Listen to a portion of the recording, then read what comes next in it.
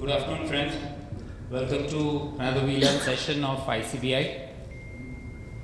It is my honor to introduce today's speaker, Mr. Prashant Desai. Kolkata is very close to his heart because he was brought up here, studied here, did his first 3 jobs here, and then he moved to Mumbai. Mr. Desai has had a roller coaster life, sort of. He has seen the highs of strategizing and doing international fundraising for Pantaloon Future Group, working very closely with Mr. Kishore Biani as his right-hand man. He was the head of research for Rare Enterprises, and Mr. Rakesh Jhunjhunwala made several investments in listed and unlisted entities on the basis of his recommendations. He was CEO and Managing Director for 63 Moon Technologies, earlier better known as Future Technologies India Limited. And he was their MD during a very tumultuous period, and worked very hard to bring it out from its quagmire. So, and then he went for the entrepreneurial high of an entrepreneurial journey. But unfortunately, that showed him the entrepreneurial low of a failure. But that venture was called Defy, D:/FY. It was a truly Indian sports brand, making apparels and footwear. And unlike 99% of people who usually like to trumpet their success, defying the norms, he decided to dissect his failure and come out with nuggets of wisdom from his failure and write a book for the benefit of entrepreneurs like us. The book is the Biography of a Failed Venture. It is rated 4.28 out of 5 on Goodreads. So that's, I would say, quite a high rating.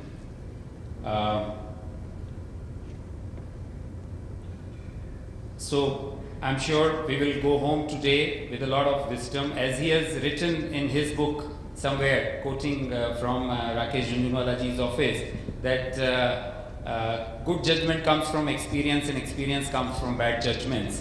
So I think we will gain a lot of good judgments from his experience today. As an aside, by the way, currently he is a senior director in Everstone Group, which is a group, private equity, private investment group based in Singapore, handling $6 billion. The group is handling $6 billion. He's one of senior directors over there, and he's currently, on behalf of that organization, I understand, he's currently looking after Burger King India as the head of his strategy and investor relationships. As an aside, he is also a marathon runner, and he has completed 40 timed runs, and he is determined to live beyond 100 years.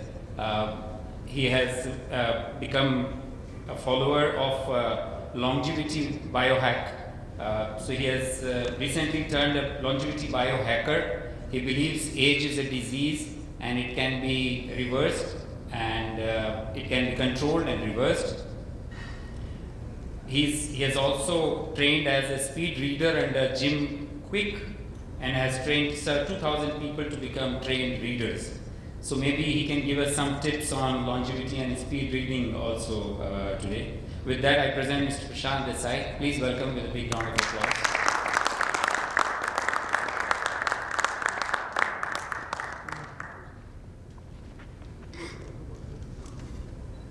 Thank you. I hope you guys can hear me.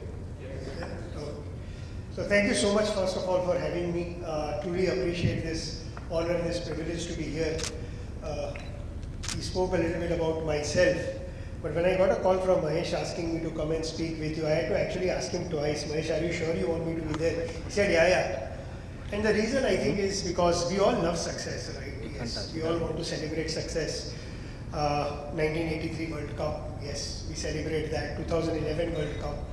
The 36 all out, after that we defeated Australia 2-1, we like to celebrate that. Whether it's sports, whether it's cinema, whether it's life, we like to celebrate success.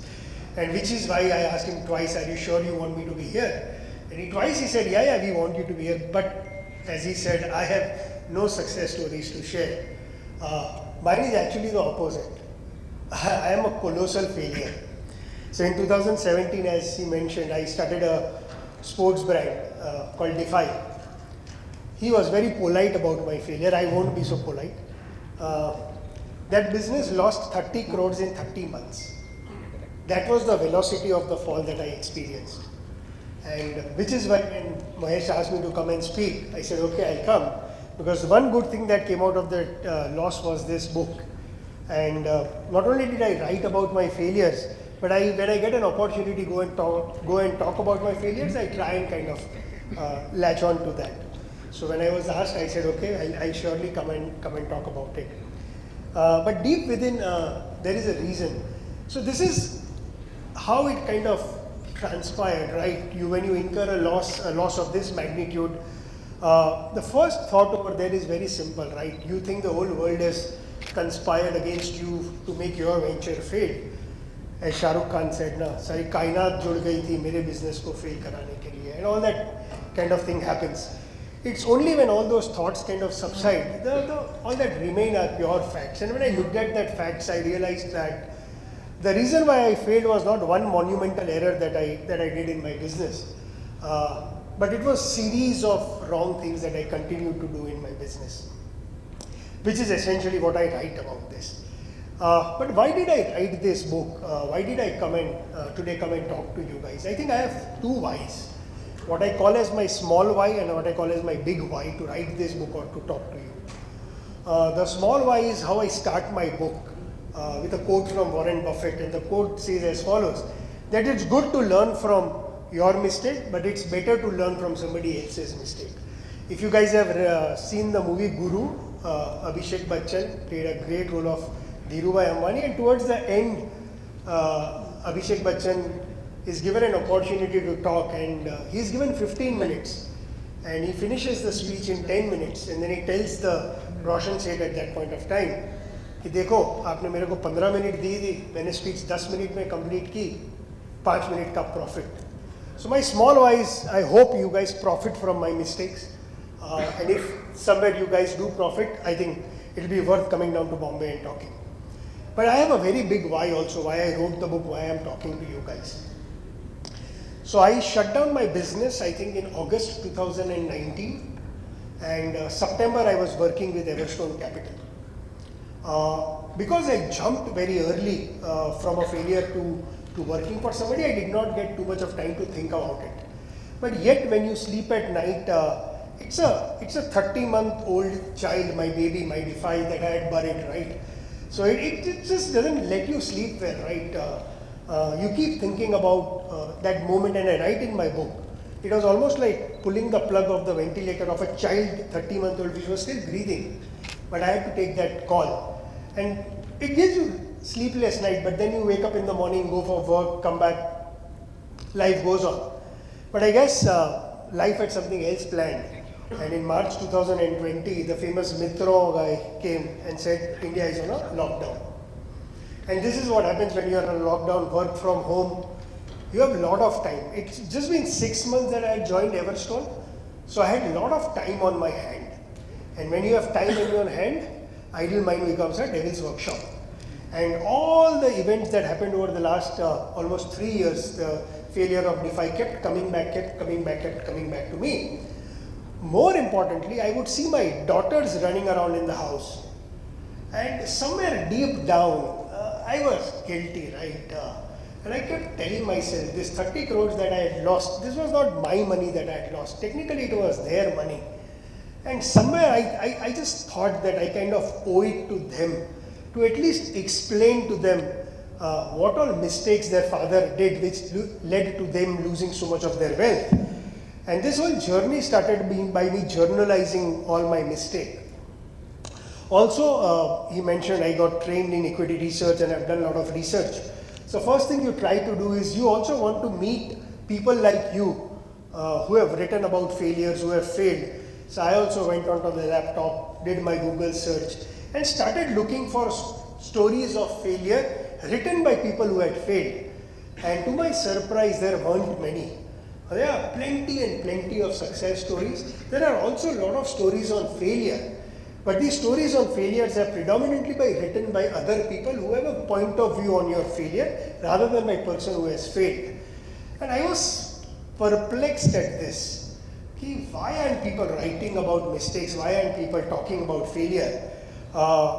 He mentioned I am a speed reader, I like to read. So I chanced upon a book by Catherine Schultz called Being Wrong. And that kind of brought a lot of things to light about mistakes, about failure. And she writes that we as a society, we shame mistakes. We don't look at mistakes very positively. And if you look at your life, every time you make a mistake, the first thing you will do is deny it. Right? There was this famous scene in Three Idiots, right? Where Chatur keeps farting. And he says, maine nahi kiya, not me. It's the same with all of us. Whenever we make mistake, our first port of call is deny. Then someone points out to us, yaar, galti to teri thi. Then you try to defend your mistake. And our defense is also very good. At one level we want to admit, but at the second level we want to not admit. So we will say, I was wrong, but. I was wrong is 3 words, but the but goes on for probably 3 hours. So the way the society has kind of brought all of us up, and it starts with our school. You make a mistake, stand out of the class. You make a mistake, stand on the bench. You make a mistake, you get caned. So mistakes are associated with shame. It are associated with ignorance, indulgence, and so on and so forth. We have grown to moralize mistake. If somebody has done wrong, we try to look down upon them. We try to shame mistakes. And when I looked at it, this is something that didn't sit down very well with me. And the reason was very different. I lost my father when I was 7 years old. And when you don't have a father, your mistakes end up becoming your teacher. And mistakes was my very big teacher right through my life. A lot of what I am today is because of the mistakes that I made. And I said, if mistakes has this great power to teach, why we as a society keep shaming mistakes? I actually called up, you were asking me about Huberman, right? I spoke to Andy Huberman. Talking to him about why do we as a society, he's a neuroscientist out of Stanford, and he explained this to me very beautifully. He said, every moment that we are living, as of now all of us, millions and millions of information is being fed to our brain. And our brain has to decide what is important, what is not important. Today I am talking to you guys, maybe I will say something which is important to you, I will get your attention. If I talk something crap, I will lose your attention. The brain essentially plays as a deleting device in our life. Its job is to delete, tag experiences. And mistake is that experience that we want to forget, we don't want to remember.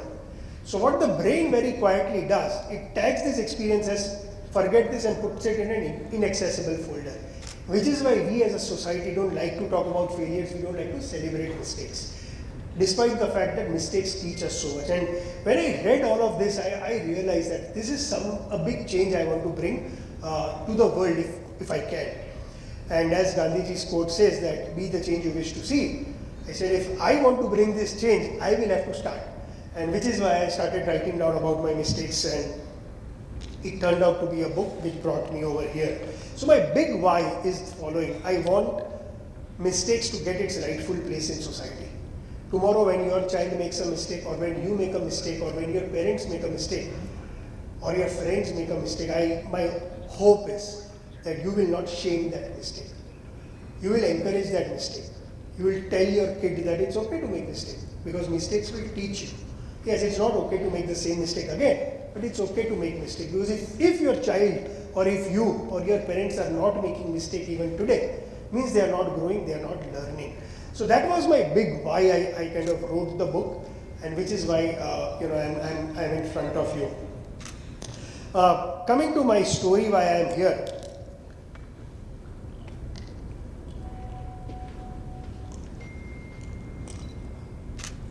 When I was writing the book, it was interesting. At the first level, I was also trying to hide, trying to, be more superficial, talking about my mistake. One of the mistakes I jotted down was I was too aggressive. But then I said, no, I am not doing right things. By just telling people that my business model or I was too aggressive in my business, I am still not sharing the real reason why I did that. And deep down, and all of you can try this exercise if you want to, whenever you want the right answer, think from first principles. Ask yourself the question why 7 times.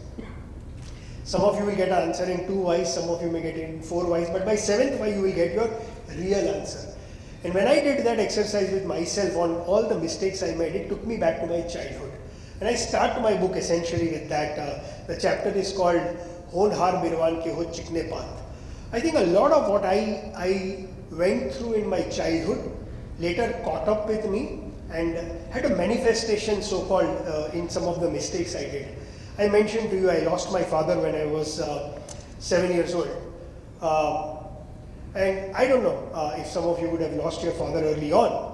But when you lose your father very early on, way back in 1979, our family was brought into abject poverty.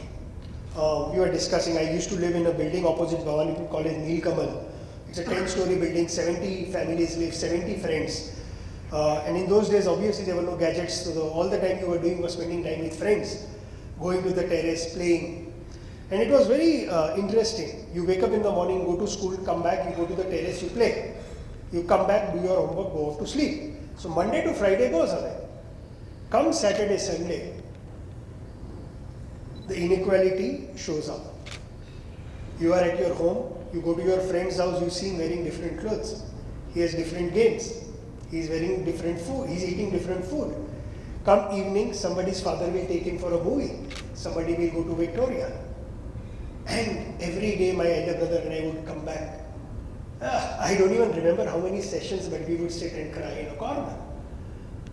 If we had to eat Moody or Puchka way back in 1780, it would take us 3 months to go and even have a Moody, Tunga of Moody or eat that 2 or 3 Puchkas. And when you are so poor, you die a death from 1,000 cuts. But somewhere, it was our reality. But something interesting happened. I don't know which year, but I think when I was in class 7 or class 8 or class 9, one thing I had decided by then, that when I grow up, I will be very rich. I will not be poor again in my life. For that, if I have to steal, I will steal. If I have to beg, I will beg. I will have to borrow, I will borrow. If I have to kill, I will actually become a murderer. But, garib to nahi banunga life mein. And all these came up as manifestation when I talk about what happened to Define. So we kind of, defined that, my childhood defined that. I remember very vividly, and I write about that extensively in the book.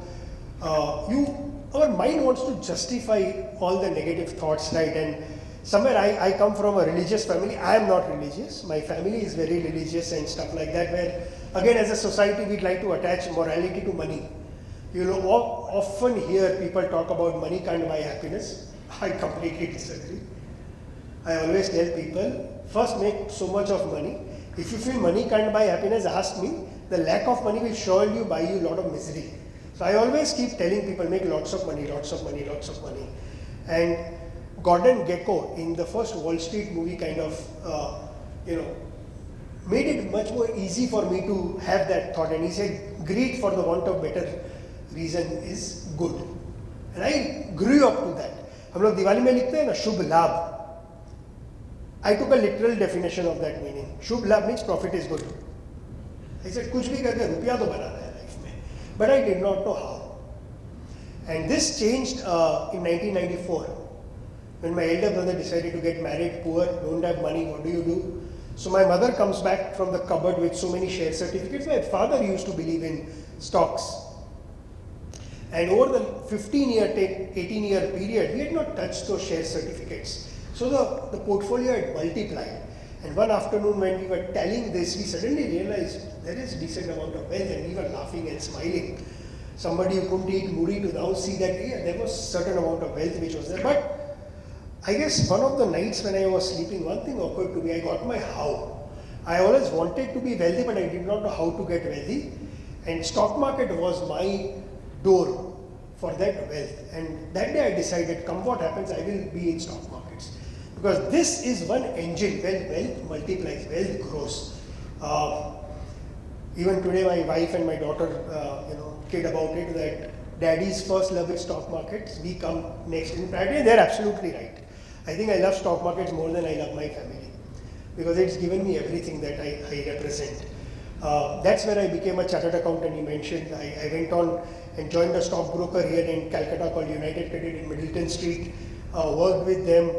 Moved on to write annual reports for corporates, Reliance, Mittal Steel, Subhash, a lot of them. One thing which was still, I was struggling, though I had started working, I was still not making too much of money. And that is something I always wanted to do. Stock market, I realized, is a great place, but I was also in the wrong place. That place was Calcutta. So if you want to be in stock market, but you want to be in Calcutta and you want to make money, there's something wrong. So I kind of decided that I think I want to go to Bombay.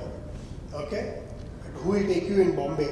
And that's where life plays these small games with you. Because I was writing annual reports back then, I also used to write for Pantaloon. And Kishorji used to come to Calcutta very often. If you guys remember, his first tour in Gariyat was in 97. Most of his experiments, he had a special connect with Calcutta. And I had a special connect with him.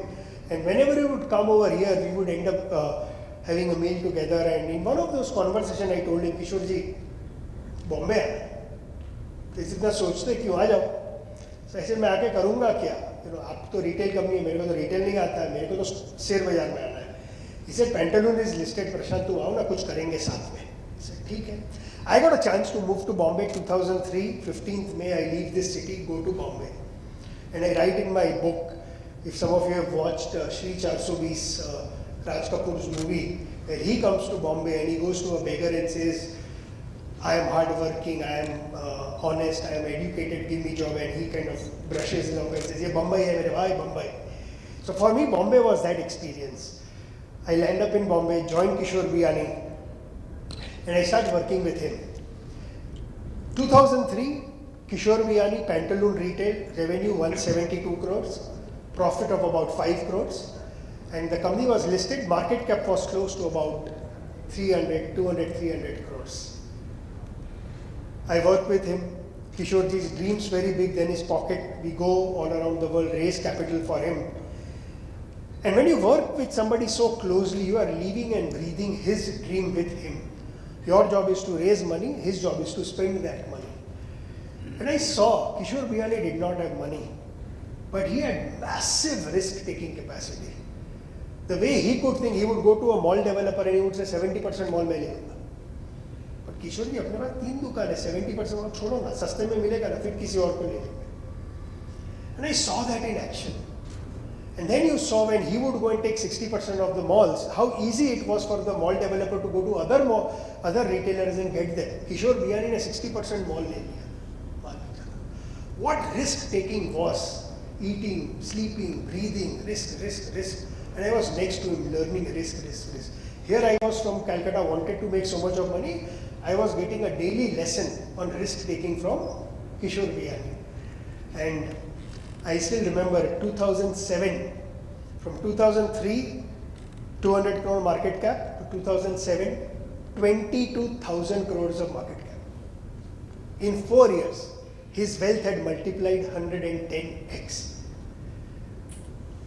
My intake of all this was, you want to get rich, one of the ways to get rich is take risk. Great. So this is how life builds up, which we'll come to the colossal after that. So I was working with Kishore Biyani because we were raising capital. One of the people we raised money was Rakesh Jhunjhunwala. And because I was always interested in stock markets, Bhaiya, I used to throw parties and also we were invited, we would spend time with him. And in one of that conversation, he asked me to join his firm and become his head of research. Kishore Biyani, the experience was brilliant. Even today I say he's a father I never had. But Marwadi na paisa to nahi de sakta. Experience de sakta hu, paisa nahi de sakta Prashant. Ab Prashant Desai ko paisa banana tha. Bola nahi yaar. तो मैंने बोला एक मारवाड़ी को छोड़ता हूँ दूसरे को पकड़ता हूँ. And Rakesh Jhunjhunwala back then in 2005 or 6 I don't remember was still pretty big. And I said यार भैया के साथ रहूँगा. We all used to fondly call him भैया. तो यार शायद there is a very big hope that I'll end up making a lot of money. So I joined Rakesh Bhaiya. Again, I don't know how many of you know about Rakesh Bhaiya, but like most of us, Rakesh Bhaiya is a complete self-made man. In 1985, Rakesh Bhaiya's father incidentally was a government employee. He used to work in income tax department. Rakesh Bhaiya started his career in 1985 with 5,000 rupees. And he borrowed from one of his family friend, which his family did not know, 2.5 lakh rupees. And that 2.5 lakh rupees and 5,000 rupees that his dad gave him has made what he is today, whatever, 30, 40, 50,000 crores. Again, I would see risk playing out at Rakesh Jhunjhunwala. His capacity to take risk, his ability to see risk very differently than most people, which is why he is what he is. Absolute, true genius. I have not seen a genius like him. My thought working with him was not how much will I learn. Idea was, मेरे को bonus कितना मिलेगा, पैसा कितना बनेगा. As some of you know, he likes to drink. So one evening in one of the parties Bhaiya had thrown, we were all there. And we were all sitting and chitting. And he just generally, out of the blue, asked me, Prashant, ghar kab le raha hai? I was like, and I don't know why, I was naive at that point of time. I immediately answered to him, Bhaiya, jab aap bonus de, main us din ghar le lunga. So Rakesh Bhaiya being Rakesh Bhaiya, very sharp. And I have not still in my life, including my parents, met a more honest person than Rakesh Jhunjhunwala.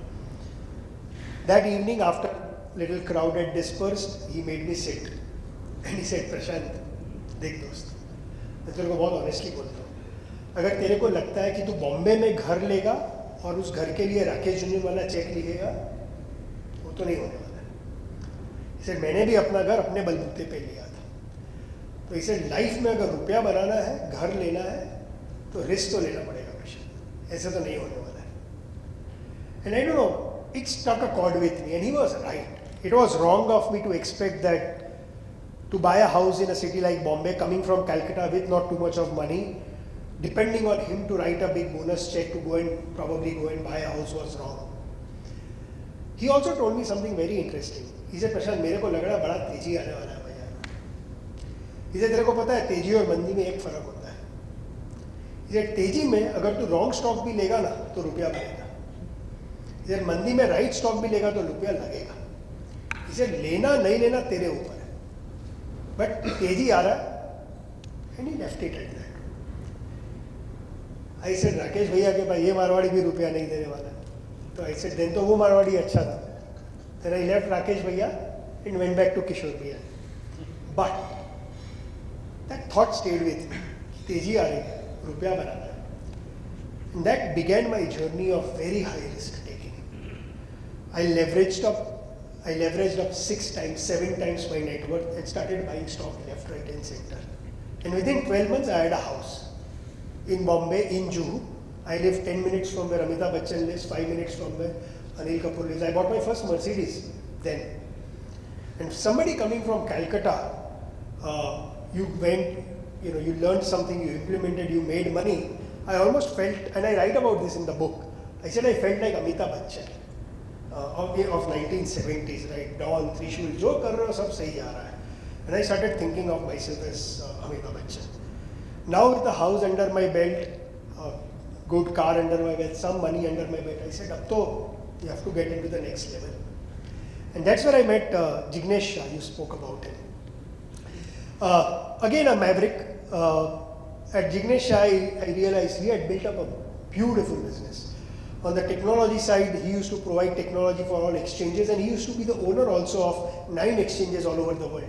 MCX, IEX, SMX, so on and so forth. But he had one problem. Stock market was not understanding what he was trying to do. His market cap was very low. And he then pitched to me, why don't you come and help me do what we did with Future Group. At that time, I wanted to take a very high risk, and I wanted to take that bet. Jignesh Bhai's entire market cap, including all these exchanges, was less than 2,000 crores. And we had a Just Dial, which just got listed, whose market cap was 5,000 crores. I said, boss, this looks like a 10-bagger from here. So I told Jignesh Bhai, but I want to become an entrepreneur. मेरे को ये अब salary वाला game नहीं खेलना है. So you give me small salary, that's okay. but मेरे को options बड़े चाहिए. And he agreed. My sense was that if the stock goes up by about 10x in about 5 years, Prashant Desai has arrived. And it kind of, this is what happens, right? When something good is happening, it's infectious. So from the time I landed in Bombay, only good was happening to me. And when only good happens to you, you think it is you've done all that. Unfortunately, you've not, but that's what your mind tells you. In 6 months' time, the stock price of FT doubled. And I was saying, Dekha Prashant, bola na, bet there. And that's where the first debacle started. So Jignesh Shah then got a license to start equity exchange, where his enemy was now National Stock Exchange. National Stock Exchange very close to P. Chidambaram. Those were the days of UPA government. And they tried to send a few messages to us कि don't get into equity. But Jignesh Shah being Jignesh Shah, like a Kishore Biyani, मेरे को मना करोगे तो मैं और करूँगा. So he said नहीं, अब equity तो करना ही है. In one of our exchanges called National Spot Exchange, we got a directive from the government. We had to overnight shut down the exchange. When that exchange got shut down, Jignesh Shah got arrested. And he got arrested. We were all forced as a company to sell all our assets. Because these were all regulated business. There was a problem in one of our business. We were told, "Band kar do sab." With Jignesh Shah in prison, I having some capital market experience, it came on me to sell all these exchanges. And the board also needed a new face to talk to people, because in those days, any paper you would read, we were painted as, or Jignesh Shah was painted as a villain. The board asked me to go and become the CEO and MD. That's what you mentioned. I went on to become. Now imagine what is happening in my mind. So all this is playing out, things are bad, but I am saying Amitabh Bachchan to is now on cocaine. Because Amitabh Bachchan को अब CEO बना दिया. So यार प्रशांत देसाई कुछ भी करता है, वो भैया ने बोला था ना, तेजी के बाजार में wrong thing also turns out to be right, and it happened with me. I think everybody told me, including my family, because Jignesh Shah was getting arrested, CBI was at our doors, ED, Enforcement Directorate, EOW, SFIO, सब आ रहे थे. And I was told, but the FT stock price had come down from 2,000 rupees to 100 rupees. And my dream of making too much of money had almost fallen short. What all khayali pulao I had made, I said, yaar rupiya to banega nahi FT mein. When the board asked me to become the MD, one of the things I had learned from Bhaiya is how do you value risk? And nobody wanted to become MD of a company where CBI was there, ED was there, EOW was there. But because we had sold a lot of these exchanges, FT was sitting on 2,000 crores of cash. So when board asked me to become the MD, I valued that risk and I put a number in front of them. I will become an MD if you give me this much bonus. And as I said, sometimes everything works in your favor, right? And the board agreed to that number. So what I thought I will make when FT stock price become 10x, despite FT's worst moment, I negotiated and I got that. So now I was Amitabh Bachchan, Akshay Kumar, Shah Rukh Khan, Ranveer Singh all put together and having cocaine. That is where I was. I thought I am Superman. और प्रशांत देसाई को तो कोई छू ही नहीं सकता है. So when I looked at my net worth, whatever that number was, and I write about that in the book, I still felt very poor. I felt like a beggar. Despite my wealth growing 800 times in a period of about 10-12 years, I still felt like a beggar. And I said, नहीं यार ये तो बहुत कम है. एक तरफ बहुत कम है, दूसरी तरफ you are thinking of yourself as Superman. And what do? You double up. I said, अब तो कुछ real में बड़ा करना है. And I realized, how do I add one more zero to my net worth? And he said, one way to probably add zero is follow the Kishore Biyani model. Kishore Biyani model was labor multiplied by extreme risk taking will create value. Or follow Rakesh Jhunjhunwala model. Capital multiplied by extreme risk taking again create lot of value. Capital and risk to create too much of value, and because I had seen Rakesh Bhaiya so up close and personal, I realized I'll never be Rakesh Jhunjhunwala. So वो model तो चलेगा नहीं. Then you came down to only one other model, which was labor multiplied by risk, and I had capital also to play. So I said the only way to add a zero is become an entrepreneur. So after having done everything, I realized that if I want to add one more zero, I will have to become an entrepreneur.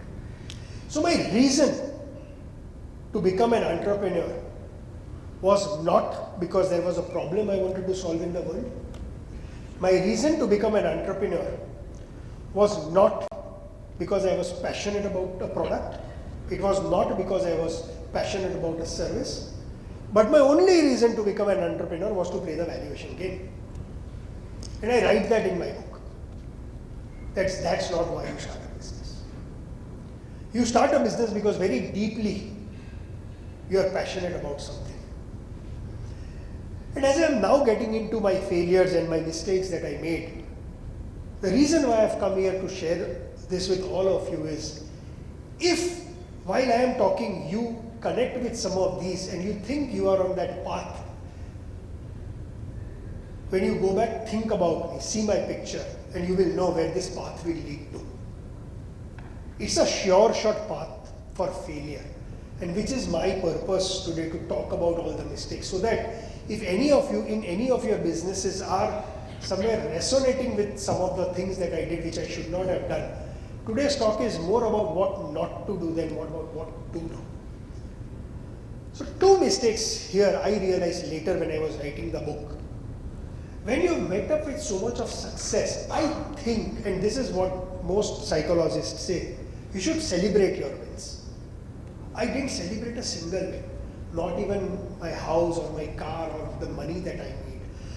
Because my childhood was so deprived of money, I just wanted to make more. If somebody even back then had asked me, what is that number? I didn't know, I didn't have a number. My only number was more. I wanted to make more. My family went through a lot when I was taking so much of risk, going through that stress. When I reached there, being there, made so much of money, I didn't even go on a holiday with them. I didn't celebrate my time. I was always in a hurry. And then I ended up wanting to become an entrepreneur to play the valuation game. This was also the time when a lot of the Swiggis, the Zomatos, the Flipkarts, the Snapdeals of the world were raising capital. Their photos were coming on Economic Times. XYZ raised so much of it, exactly what you are reading even today. And when you see other people's successes, you always feel by seeing their success, if they are successful, so can I be. We don't see the hard work that goes behind that, we only see the numbers. In our mind, we start replaying that story that we can also reach over there. And that's what I started doing. So I said, entrepreneur to banna hai, ek zero to add karna hai, 200 crore to life mein banana hai, 200 crore nahi banaya to kya zindagi ji. But entrepreneur banna hai, but what do you want to do? I didn't have a clue what I wanted to do. It so happened that that time I used to run. So I used to go to the beach, we used to run, I used to participate in a lot of half marathons. When we run, our typical running shoe, which I am wearing today, lasts about 500-600 kilometers. And we run about 125-150 kilometers in a month, which means every 3-4 months you have to replace your running shoe. And it just doesn't, you can't run just with your shoes, you need shorts, you need t-shirts, you need caps, then you're participating in events, go to the gym because you want your back stronger, your glutes stronger. And I was one day doing calculation, a lot of people know that I was from Kolkata, so here I used to play golf at RCGC, and I realized running is even more expensive than playing golf. And I said, yeah, what if I don't want to run in an Adidas or a Nike or a Puma or an Asics, because a typical good running shoe will cost 12,000-15,000. I said, every Monday, Wednesday, Friday we are going for our training runs. Why do I need to wear this expensive shoe? And I started looking for alternatives. And what I saw was on top you had all these brands. If I wanted an alternative, it took me to the bottom of the pyramid. And bottom of the pyramid was Campus, North Star, Umbro, Lotto, all of these brands, Power. And I said, yeah, I can't run a half marathon wearing these shoes. But subconsciously I want to become an entrepreneur. Subconsciously I want one more zero. I am looking for an idea. So I was forcing this idea into my mind that in between there seems to be a white space. There seems to be a gap. So I said, okay, let's explore the gap. And ये problem हम पढ़े लिखे लोगों का ना. Whenever you are trying to do something, you want to go and benchmark. And हम लोग पूरे इंडिया का फेवरेट बेंचमार्क, पहले US benchmark, second China benchmark. So US benchmark I didn't have to do a lot of work because everybody knew a company called Nike. So very successful, market cap of $40-50 billion. He said, ये तो अपने औकात के बाहर है. Let's look at China. So I go to Starbucks and start doing my research on China. I come across a company called Anta, A-N-T-A, Anta.cn. And I click on Anta's site and I see shoes and it just blows my mind. Very good looking shoes, very decent technology and everything in that 2,000 to 3,000 rupee price point. I said, Prashant, मिल गया ना idea? Starbucks में बैठ के प्रशांत देसाई ने decide कर लिया ये मेरा आइडिया है. I said, यार ये तो इंडिया में अवेलेबल नहीं है. Luckily, when I was doing my research on Anta, I realized Anta is a listed company. And having worked with so many listed companies, I went to their website, downloaded their investor presentation, read their annual report, and I was blown to bits. Anta, this company in China, back then had 10,000 stores. It was bigger than Nike, Asics, Reebok, Puma, all of them put together in China. For every Anta, there was a 361, there was a X-Step, there was a Peak. There were about 7-8 brands like Anta, amongst them 45,000 stores. And I said, India mein to ek bhi nahi hai. And I said, I have got my idea. I will become an entrepreneur. I will make a truly Indian sports brand. And that's how my journey started to become an entrepreneur. I didn't become an entrepreneur, honestly speaking, to solve a problem. The problem solving came later as a attachment to my vision. But I had no clue. How does one make running shoes? I have been in the world of finance right through. Once again, internet comes to my rescue. Go to Google, research manufacturing running shoe. A website comes up called Alibaba.com. I type running shoes in Alibaba.com. So many manufacturers come. And everybody has put a picture of their shoe. They've also put the FOB price. I multiply that FOB price by 4 to see what is the retail price. Because with Kishore Biyani we had learned any cost of product multiplied by 4 should be your retail price. So, it's still 2,500. I've also got my product. So my entire decision to become an entrepreneur happens in Starbucks on Google. When I am doing all this work, all the sales executive from Alibaba will reach out to you. Are you interested? Falana Tikna, and I will tell them I am interested, this, that. And everybody said, if this is the reason, come to China. We have something called as Canton Fair coming up in May. And you can actually see all of this. So along with a friend of mine from Kolkata, Samir, we both go to China. When we are going, we are still nervous. We still don't know how to make a running shoe, kya karenge, kya nahi. But I don't know, has anyone over here been to Canton Fair? Yeah. You've been, right? You guys have all been. It blows your mind to see the infrastructure, right? The shoe section alone was bigger than Wankhede Stadium. And imagine here I am struggling how to make a running shoe. You go there.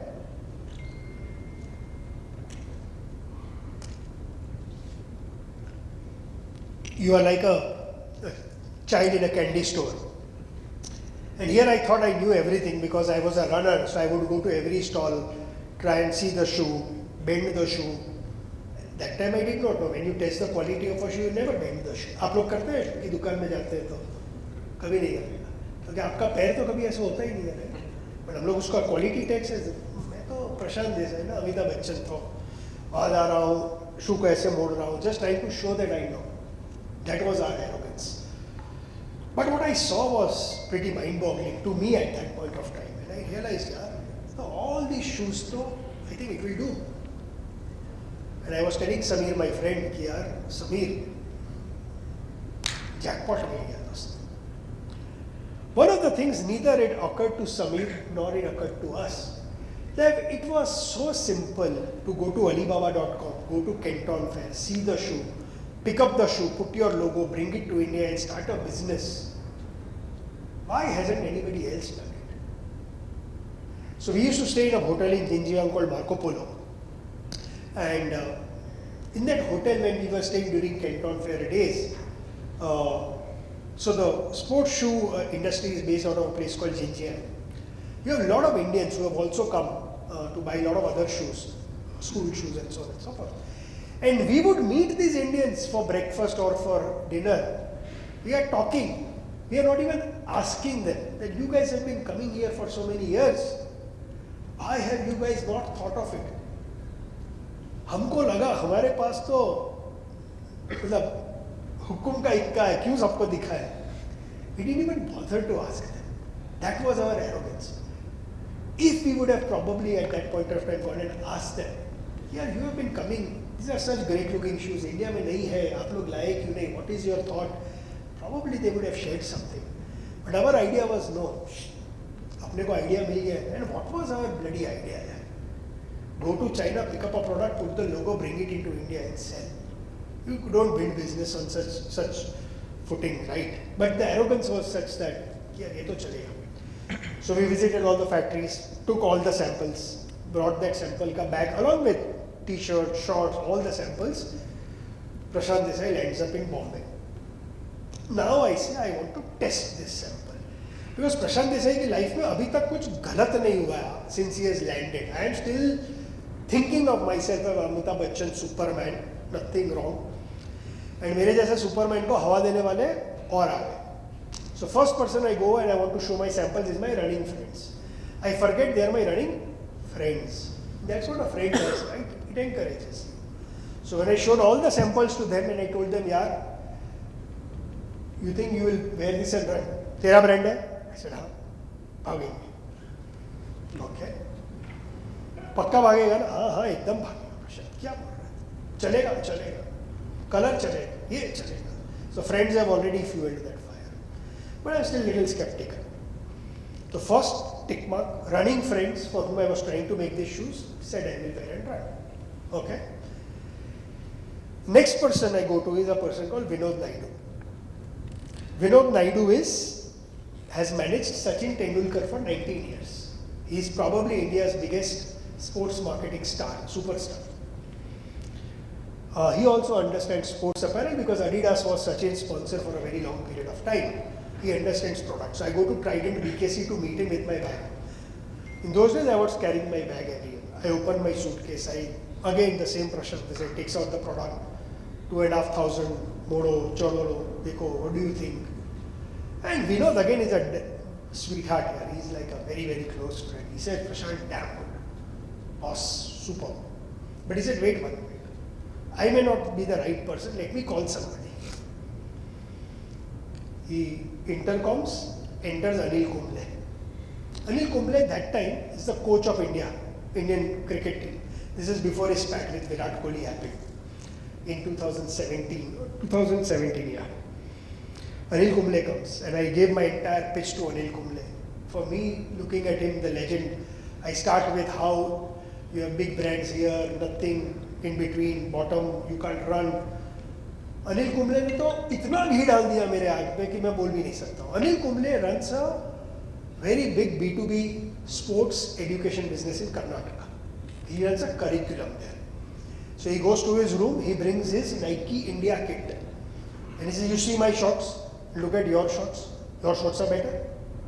Look at my t-shirt, Nike, which Nike has given us Indian team. Look at your t-shirt, better. Look at my Nike shoe, 20,000 rupees shoe. My students in Bangalore will not wear them they can't afford it. Look at your shoe, very good. So somebody who is already on cocaine, he is now giving me meth. When I am leaving, he is telling me, Prashant, I want to get involved. You tell me how. I said, yeah, I had come to show this to this. Anil Kumble wants to get involved. I said, you become my product mentor. Product, your responsibility. And for that, I will give you a certain equity stake in my company. कुछ नहीं हुआ अभी तक तो idea, Canton Fair, samples come and Anil Kumble is on board, everybody, and what it's doing, it's messing up with my mind. I keep seeing that 200 crores coming closer and closer and closer to me because अभी तक किसी ने. Then my myth gets busted. For some reason I come to Calcutta. No, sorry, before that I actually go to Bangalore. My very close friend who then became my partner in DeFi called Rajiv. Rajiv Mehta started Puma in India. He was the first MD of Puma at the age of 27. From 0 to 800 crores, he grows Puma. And a very, very old close friend of mine. So I go to Rajiv, same spill. You know Puma here, नीचे बाटा, बीच में कुछ नहीं, time. Rajiv tells me, and this is Rajiv Mehta, yaar. He's like been there, done that, 400 stores of Puma. And in Gujarati he tells me, Prashant, product में दम है, product में दम है boss. So 3 ticks. Vinod Naidu tick, running friends tick, Vinod Naidu tick, Anil Kumble tick, Rajiv Mehta tick. तो अपने पास तो मुर्गी है that is going to give me golden eggs. So from Bangalore I have to come to Calcutta. So I come to Calcutta, I come to realize that Kishorji is opening a fashion at Big Bazaar at Kemak Street Theatre Road ke crossing. I go to meet Kishorji with my Amitabh Bachchan, broad chest, 56 inch की छाती की.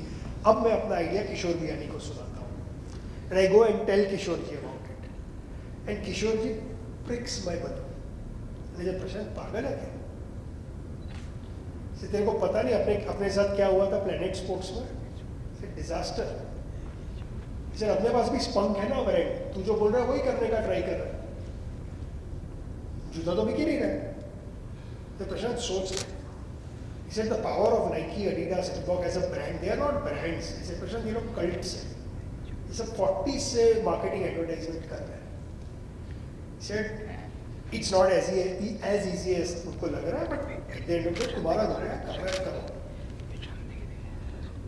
So look at my arrogance. Kemak Street से I'm walking towards Elgin Road, and I'm saying ये किशोर बियानी को क्या पता चलता है? I write about that in my book. He said rather than understanding what that man has said, the man has made retail what it is. I'm dismissing. So I was dismissive about his dismissiveness. And I say, if this Kishore Biyani was a runner and if he had started this business today, he would have been successful. If Kishore Biyani is not successful, I will be successful. I dismiss it. I didn't dismiss it for anything else. At that point of time, so high is your arrogance that when somebody tells you something that you don't want to hear, you shut him off. I come to Bombay and I do my last validation. And my last validation is Sanjeev Agarwal. Sanjeev Agarwal was my colleague at Future Group. He is also the CEO and MD of Skechers. And Skechers at that time was giving a big run of money to Nike and Puma and all that. I meet Sanjeev at Marriott. My bag open, show samples. Sanjeev is even more dismissive than Kishore Biyani. He said, Prashant, एकदम वाहियात जूते हैं तुम्हारे. कौन पहनेगा ये सब? Sir एकदम फालतू है. ये तो कैंटोनमेंट से उठा के लाया है ना, ये सब नहीं चलेगा. यार ऐसे बहुत सारे जूते मिलते हैं दादर में और लोअर पर. इसे तू थोड़ा और रिसर्च कर. But I was so arrogant at that point of time because I had got a tick from Anil Kumble, Rajiv Mehta, and I wanted to do this because I had nothing else in my hand. I was so desperate to become an entrepreneur to put that 1-0. I dismissed Sanjeev. Second big mistake. And when I was writing the book, I write about it. That either you don't go to somebody and ask for his view. If you have honestly gone to somebody to ask for his view, then respect that person's view. If you have actually only gone to that person to hear what you want to hear, and the person makes you hear something that you don't want to hear, don't go to the person. Because only one of the two things will happen. Either he will tell you something you want to hear or he will tell you something you don't want to hear. And when you are talking of people like Kishore Biyani, Sanjeev Agarwal, have some honesty and faith. And I write about that. It was a very big mistake I made. If I had listened to them, if I had done some more work, probably this would not have happened. But fast forward to this, I still feel it's a great business opportunity. I go and I give my spin to Rajiv Mehta because I wanted somebody with me. Rajiv by that time had left Puma, he was working with Arvind. And I tell Rajiv, ये सब छोड़, life में रुपया बनाने का है. ये सब क्या Arvind में salary के लिए काम करता है. He said, this is, I have shown you, this is what I'm planning to do. I said, all we have to do, Rajiv, is open 100 stores. You've opened 400 stores for Puma. Over a 8-9 year period, we only have to open 100 stores in 5 years. If we open 100 stores in 5 years, and even if our store just does 1 crore, after 5 years per store, Puma and Nike were all doing 2-3 crores, even today they do that. I said, we still have 100 crores of revenue. He said, even if you get 3 times price to revenue, our business will be valued at 300 crores. I'll give you 15% sweat equity. You'll make 50 crores in 5 years, Rajiv. Rajiv likes the narrative. After 2 days, Rajiv calls me. He said, Prashant, I want to come and meet you. Rajiv lives in Bangalore. He comes to Bombay. We meet. And he said, I am not interested in being your employee. Can I be your partner? He said, I want equal partnership. So from an idea in Starbucks, now I have reached a stage where the former managing director of Puma wants to be your partner. एक जूता बना नहीं है, सब ख्याली पुलाव, उसमें हमने सब में. He becomes my partner, and I told him, yeah, you become my partner, but the idea तो मेरा था. So you put same amount of money as me, but you will have 40% equity, I have 60% equity, and he agrees. Now this is one more mistake I made. So by that time, my plan was to put about 10-12 crores in the business, open about 10 stores.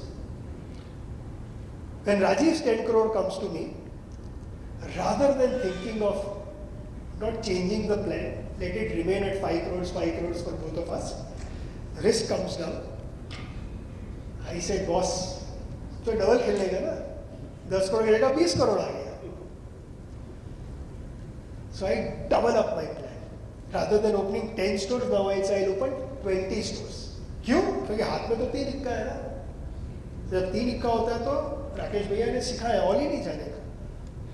Rajiv tells me, Prashant, what's the hurry? It's okay. Let's start with 10. I said, if it is 10, you take your money and leave. मैं किसी और से 10 करोड़ ले लूँगा. That is my arrogance. Finally, we both agree कि let's go full-fledged. Now you want to go full-fledged, so much of confidence behind you, so much of arrogance behind you. I told Rajiv, ये Canton fair जाके label चिपका के shoes लाना तो नहीं चलेगा.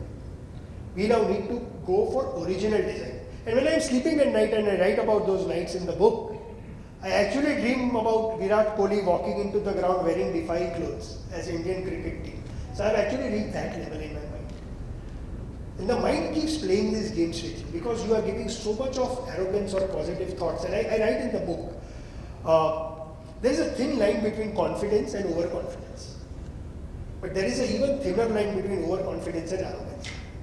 And all this, though, may seem to a few of you like overconfidence, it was not overconfidence, it was pure arrogance.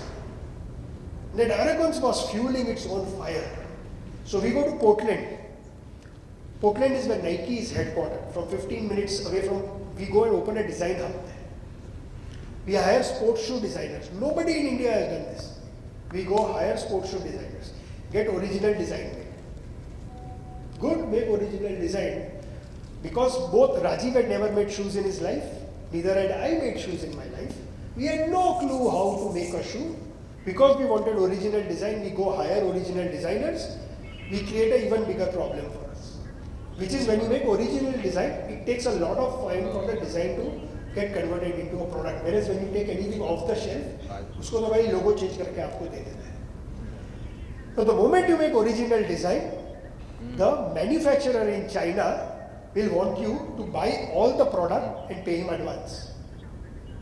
Which means your working capital cycle goes up. 20 crore पड़ा है bank में, क्या है छोटी मोटी बात करता है Rajiv Kumar Gupta. So we used to go to Oakland like I come to Calcutta. कोई कंट्रोल नहीं पैसा स्पेंड के ऊपर, बिकॉज 300 करोड़ तो ऑलरेडी बन गया, राइट. 100 करोड़ 5 साल में तो कहीं नहीं गया. So all these imaginations that you make in your mind that how successful you are, so you are not spending money according to your capacity, you are spending money according to what you think the value of that business will be. But we do that. And when we work very hard. So we had very original design. We worked with BASF of Germany to give us proprietary technology because we really believed we are giving India a truly Indian sports brand. So the product was coming in place. And I told Rajiv, this is not a product business. This is a brand business. तो अब 300 करोड़ तो brand पे भी तो वैसे ही खर्चा करना. So I call up Anil Kumble, get me a good cricketer to be my brand ambassador. In those days, Hardik Pandya had just, Mumbai Indians had just won 2017 IPL. We go and sign Hardik Pandya. Then I feel, yeah, are we not taking too much by just signing Hardik Pandya? एक ही जन बॉलीवुड भी चाहिए ना, brand बना रहे हैं. Because Reebok had just signed Shahid Kapoor and Puma had just signed Disha Patil. I said, यार अपने को भी बॉलीवुड ही चाहिए. I go and sign Farhan Akhtar. So now I have Hardik Pandya, I have Farhan Akhtar. Then I go and sign Abhishek Bachchan. So I have 3 brand ambassadors. जूता एक भी बना नहीं है. जूता तो और खर्चा तो किसके बाप की दीवानी है, करो. So I now have these 3 guys I have signed. अब ये 3 heavyweights है, then I need to have an advertising agency that will do justice to them. And when we started making our pitch, some of the top names of the industry wanted to work with us, and we picked Grey. So when a Grey comes with their costs. Our campaign raised life. So and it's interesting. You think you've signed Hardik Pandya for 50 lakhs, but when you do your first shoot with him, which is a photo shoot and a video shoot, which is the material that you will use in your digital marketing and all of that, you realize the cost of that shoot every day was 24 lakh rupees for us. Because a Hardik Pandya wants his own hairstylist, he wants his own fashion stylist, he will work with a certain photographer only. And when Hardik Pandya refers, his bill goes up by 2x. But we went there. So we had a very interesting business model. Very high working capital intensive because designs were original. We wanted to build a brand, so my OPEX was rising. But internally we are feeling we are doing everything bloody right. This will be probably the next Titan or Tanishq from India, right? Product पे इतना काम किया है, brand पे इतना काम किया है. So he said, okay, what next? I said, okay, next we now, everything is going so right. पहले 2 पत्ते में तो 2 इक्के निकले हैं, 3 तीसरा तो इक्का ही है. So now I am so convinced about my product that now I want my product to go to as many people as soon as possible. So there are 2 ways to do that. One, I always wanted my brand to be a retail brand. Why? Because I grew up with Kishore Biryani. So retail ही करने का life में, you should own the consumer. Stock market taught us that if you own your consumer, that business will be differently valued than if it's a distribution business. तो मेरे को distribution business में interest नहीं था, मेरे को तो अपना retail करना था, अपने customer को own करना था. So we started making calls to all malls. And no mall wanted to give us space because we were a new brand. So first time we were facing a wall called mall. After a while, I had to reach out to Amit Dabariwal. Somebody said, you said that you studied with Sumit Dabariwal, right? So Sumit's younger brother Amit. Amit used to sit on the board of Phoenix Mills. Amit lives in Bombay. So I called Amit because he was my first boss. And I told Amit, yaar Phoenix se jagah chahiye. By that time, so many mall developers had said no to us for our brand. We were very hungry for mall space. So Amit takes us to meet Atul Riya. Atul Riya gives us 3 prime properties of Phoenix. High Street Phoenix Lower Parel, Phoenix in Kurla, and he gives us Phoenix in Bangalore. Now, hum log ka chhati chauda. Then we go and meet in orbit, and we say, Atul Riya has given us 3 malls. I will give you 3 malls. VR gives us 3 malls. Suddenly from hungry, and I guess you guys would have seen this, right? When you are hungry, and then you go to a restaurant to order, what do? You will over order. आपको पता है मैं तो सब खा लूँगा.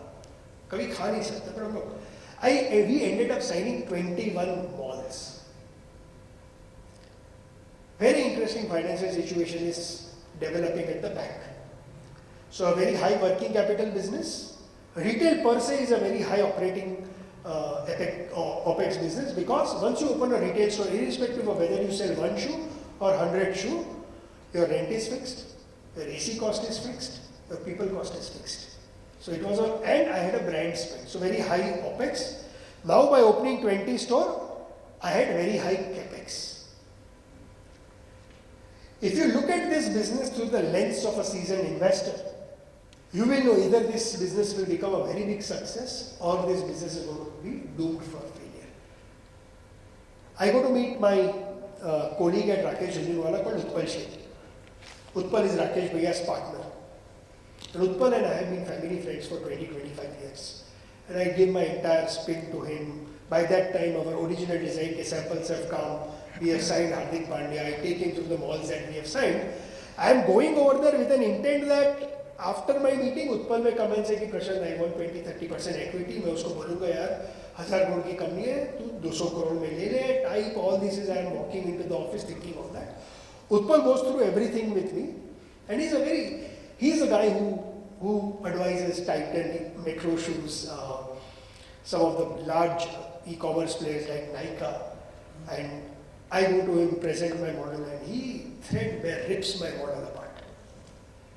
And he shares a very interesting anecdote with me, which I talk about in the book. He said, Prashant, you've grown up with Kishore Biyani. And Rakesh Jhunjhunwala's guru, by the way, is Radhakishan Damani, who owns DMart. And he tells me the story. He said, अपने बचपन में प्रशांत पढ़े थे ना, Rabbit और Tortoise की story. He said, Kishore Biyani Rabbit. 2002, Kishore Biyani opens his first big bazaar. 2002, Radhakishan Damani opens the first DMart. 2012, Radhakishan ji has only 10 DMarts. Guess how many big bazaar Kishore Biyani has? 264. Rabbit is ahead in the race.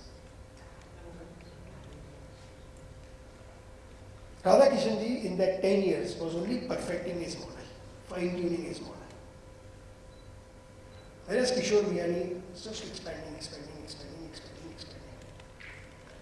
The day Radhakishan ji realizes, boss, अब बाजी अपने favor में, whatever needed to be perfected, by and large has got perfected, he then goes on in. From 2012 to 2017, from 264 big bazaar, Kishore ji has to 76 big bazaars. Radhakishan ji moves from 10 DMarts to 197 DMarts. The market cap of all Kishore Biyani entity, not just the retail entity, but all entity put together, in 2018 when I met Utpal, was 40,000 crores. Radhakishan ji was 2 lakh crores. Utpal is telling this story to me in his conference room. Prashant, the tortoise always wins. Why are you in a hurry? He said, 4 दुकान करते हैं ना प्रशांत, mistake करते हैं, सीखते हैं, फिर grow करते हैं ना. What is the hurry? He said, being an entrepreneur is running a marathon. You are a marathon runner. Why are you running it like a 100-meter race? And I didn't know.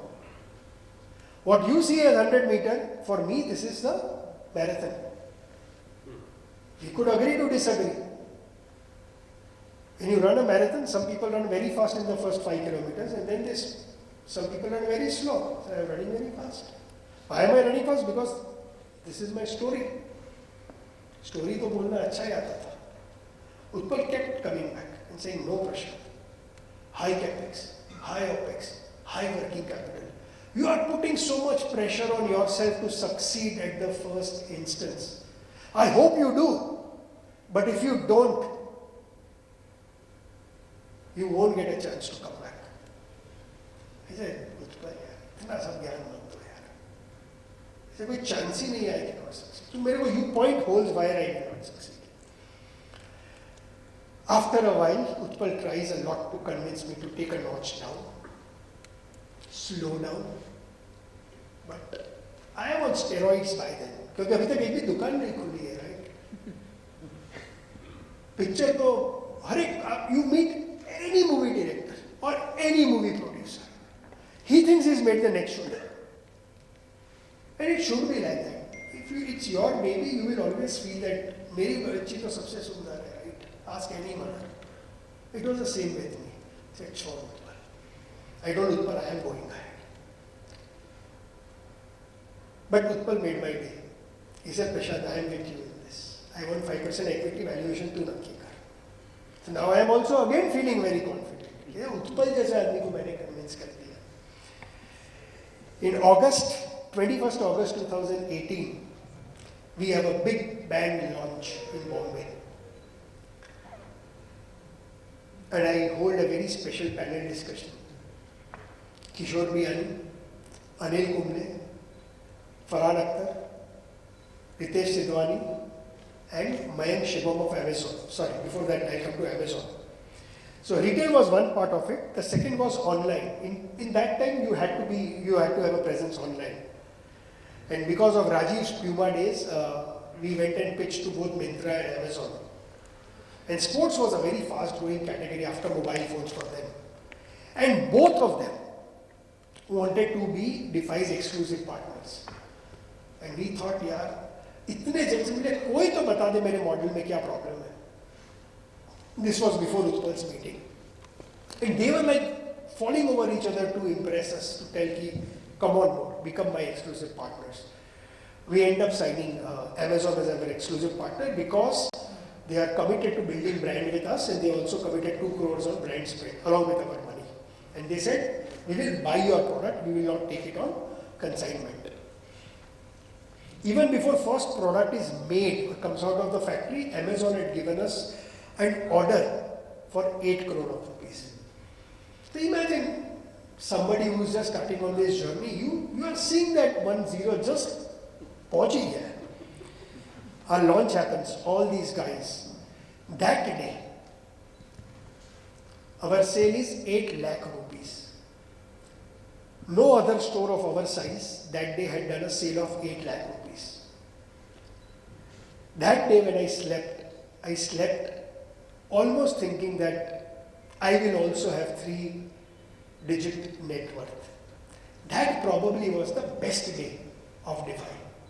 After that day, we never did in any of our store, on any day, more than even 2 lakh rupees a day. Because it was such a big launch and a lot of our friends and families had come, they had bought a lot of stuff.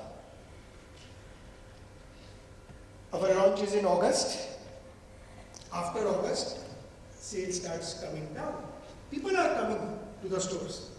People are seeing the product, but they are not buying. So this is exactly what Kishore Biyani had forecasted. When you would come into my store, the store was a very good looking store, very masculine. And all our stores were next to a Nike or a Adi or a Reebok or a Puma. And we were getting people into our stores. You were coming, you were feeling the material, you were seeing the footwear, you were trying the footwear. When the price was 2,500, 3,000, you walked out of the store. Why? Because next door, Puma was also selling a shoe for 3,000 rupees. Though it was end of season, it was 2 season old. And when you now look at it from a consumer's perspective, if he's getting a 3,000 rupee Defy versus a 3,000 rupee Puma or a Nike or an Adidas, the kid over there wants the swoosh. The kid wants that 3 stripes of Adidas. The kids wants a Puma. It doesn't matter. Kid is not going to go and run a half marathon. September onward it slides. Diwali comes. I tell Rajiv, big time for us. Maybe people are still not convinced because we've not still spent money on marketing. We go all out with marketing. Our first campaign for 10 days in Diwali is 5 crore of campaign. But in Diwali, 5 crore is not even 5 lakh rupees. Because every consumer company wants to spend a lot of money. What is 5 crore compared to, I think, Titan's budget that Diwali was about close to about 150 crores. Where do you stand? We came, we got forgotten. I write in the book. We came, we saw, we got conquered. No effect. Diwali. Still worried. Now this is happening on my cash flow side.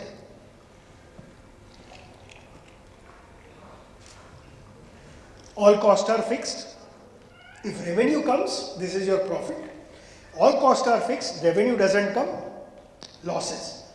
Every month losses are mounting. I said, don't worry, there is always a lag. I am an eternal bull because Rakesh Bhaiya taught us. The first rule of investing is be an optimist. यहाँ तो हम लोग cocaine में थे, तो optimism तो पेड़ पे थे. So I said, don't worry, Rajiv. January, end of season sale, you see the numbers we do. Put a lot of marketing money behind end of season sale. End of season sale comes and goes, no impact. Now we are all beginning to get worried. something is wrong. Customers are coming, product is not selling.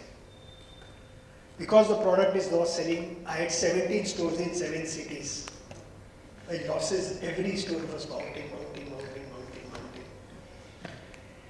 Two things are happening at the back of the mind. One, you are seeing and I had a monthly padta system. Every day I would see my cash flows. I know that cash kept depleting. Second thing was happening was your mind was getting mad at you. Because in your mind you had made such high success or chances of success, and now the reality was forget about scoring 100, you may not even score 10 runs. And that reality was playing right in front of you. You are not wanting to accept that. So temper was rising, anger was building up, frustration was building up. I think February, March onwards, I don't think I had a polite conversation with anybody. Be it my family, be it my colleagues, be it my friends. There was always an inbuilt anger because I was facing reality which I didn't want to face. My reality was one more zero. So I was constantly fighting with myself and my reality, and that was coming out. Rajiv was also beginning to lose patience with me. He had given me a lot of respect till then to my decisions. He had given me a lot of respect. Didn't fight me. Every time we had a conversation, I would put the blame on him. Not that we didn't succeed. Some small trivial matter, I would put the blame on him. My temper was rising. Things were not looking good. In that, a little hope came. But because we had done so much, and when you go to meet people, you still go and show a good face, right? Kaisa kar raha hai store? Acha kar. Itne customer aaye. Conversion 27%. Brand पे इतना spend किया, इतने stores लगा दिए, ये लोग मेरे brand ambassadors हैं. The narrative was always strong when somebody was hearing the story for the first time. One such person who heard this story thus so far was Nikhil Vora. Nikhil is a 20-year-old friend of mine, runs a consumer venture capital fund called Sixth Sense. And Nikhil told me, Prashant, I want to be an investor. तेरे को पैसा चाहिएगा. मैंने इतनी consumer company में invest किया है, तेरे को और 2-3 साल लॉस लगेगा. I am happy to come on board. Nikhil Vora gives me a term sheet to put 35 crore in my business at a time when I was struggling to even get 3 crores. I agree with Nikhil Vora. He sends me a term sheet. He values my business at 55 crores at that point of time. And I realized that if I give 35-40 crores of equity to Nikhil at a valuation of 55 crores, I end up owning about 35-40% of my business. And that 35 crore is not going to last for a long period of time. In about 6 months, a year's time, I will have to go and dilute again. Which means we will actually end up becoming minority shareholder. He'll end up becoming a majority shareholder. We'll end up working for Nikhil. Rajiv still wants to go ahead with Nikhil Vora because he knows capital is the need of the day. I also, but somewhere deep down, I am thinking if I have to work for somebody, why not work for Kishore Biyani? I have 35 crore ka check waiting for me to take. My greed, I go to Kishore Biyani. And I tell Kishore Biyani that this is the reality. Everything is okay. I need capital. I also need your help with marketing. Somewhere something is a disconnect from a marketing standpoint. Kishore was there for my opening. He had seen the store. He liked me. And Kishore being Kishore that day, he says, done deal, Prashant. He said, एक काम करते हैं, DeFi को स्पंग के साथ मर्ज कर लेंगे, apparel मैं बेचूंगा, फुटवेयर तेरा रिस्पॉन्सिबिलिटी, अपने पास whatever 250-300 बिग बाजार है, 80 सेंट्रल है, सब में डाल देंगे. वहाँ मुश्किल से I had come on ground. Again I am now 20 feet above ground. Yeah, now this becomes a $1 million business with Kishore Biyani coming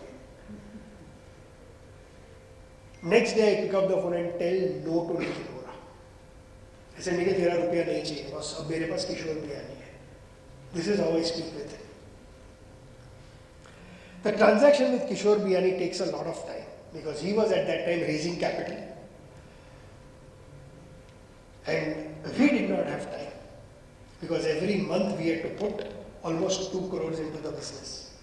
By that time, we had invested almost 30 crores in the business.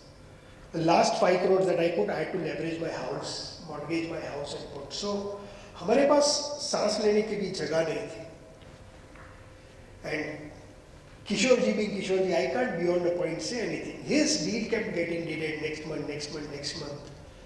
And I kept getting frustrated, angrier, because month ends you have to put 2 crore in the business. Month ends you have to put 2 more crore into the business. And in one conversation with which I somewhere go towards the last part of my book, the chapter is called Ram Naam Satya Hai, is that call I very distinctly remember. Rajiv calls me for some very trivial matter. My bent up anger is so high at that point of time. And he asks me an innocent question. He, Prashant, any news from Kishore ji? And I just lose my shit on Rajiv. I went full on BCMC on Rajiv. So far he had respected me, but when I started using that language, he lost it. He cut the phone. I got a call from Rajiv after half an hour with a very clear message. Prashant, whether Kishore ji comes or not, whatever happens to this business, starting tomorrow, I am no longer with DeFi. Rajiv withdraws. Now I have a lone battle to fight. This was not a battle that I could have fought along with Rajiv Fargate on my own, because with Rajiv gone, every 2 crore that had to be put into the business every month because we were making a loss, that 2 crore now has to come entirely from my pocket. So far it was 1 CR each. I make my final trip to Kishore Biyani. Still then I am trying to give him a positive spin. I said, Kishore ji, Rajiv को एक दूसरी opportunity मिली है, वो गई है, तो राजीव का भी स्टेक अवेलेबल है अपने पास, तो अब तो अपना और बड़ा हो जाएगा, लेकिन अपने को थोड़ा डील जल्दी करना पड़ेगा.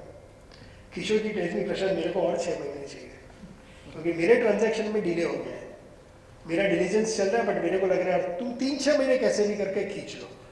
आई टोल्ड हिम, किशोर जी खींच तो लूँगा 3-6 महीने, बट ये 3-6 महीने के लिए अपने को 10-12 करोड़ डालना पड़ेगा, आप देंगे? इससे मेरे पास रुपया होता तो मैं थोड़ी गाँव से रुपया लेने जाता. पैसा तो नहीं देता हूँ, मैं कमिटमेंट देता हूँ, जिस दिन मेरी डील होगी तेरे साथ डील करूँगा. That's where I had to take a call. I could have continued for another 3 to 6 months. Probably my deal with Kishore Biyani would have happened, would not have happened, I don't know. But if I had to continue for another 6 months, whatever reservoir of savings that had left in my pocket for my daughters, I would have depleted into that savings, which I didn't want to. And that's where I decided, enough is enough. And we pulled the plug. February 17, my journey starts. August 2018, we open our first store. August 2019, shutters down. So guys, that's my story. Any questions? Happy to take.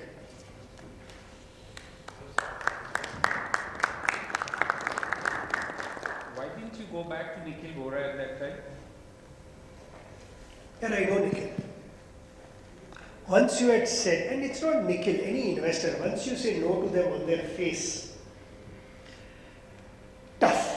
Even Nikhil being a very close friend, if Nikhil, say for example, would have said yes, for Nikhil to do the deal would have taken him another 30-45 days of diligence, etc., which meant that I would have had to put another 2-3 crores, which I didn't have.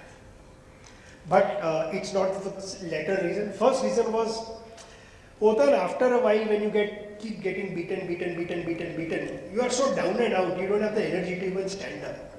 At that time, the only thing that came to my mind is now you have to make peace with the fact that, sorry, it didn't work out for you. You mentioned that you were advised Nike, Adidas, they are two big brands and it's difficult to succeed against them.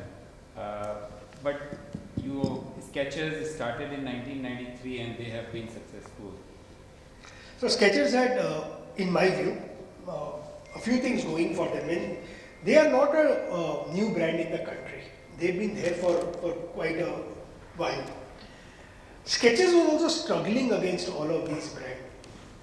What worked for them was this sudden urge amongst Indian people to wear walking shoe. उनका वो एक slip-on shoe आता है, When you put your feet into it, you don't need laces to be tied up. And a lot of Indians who are going out on holiday, the Kuwani travels and all of them, they were preferring that.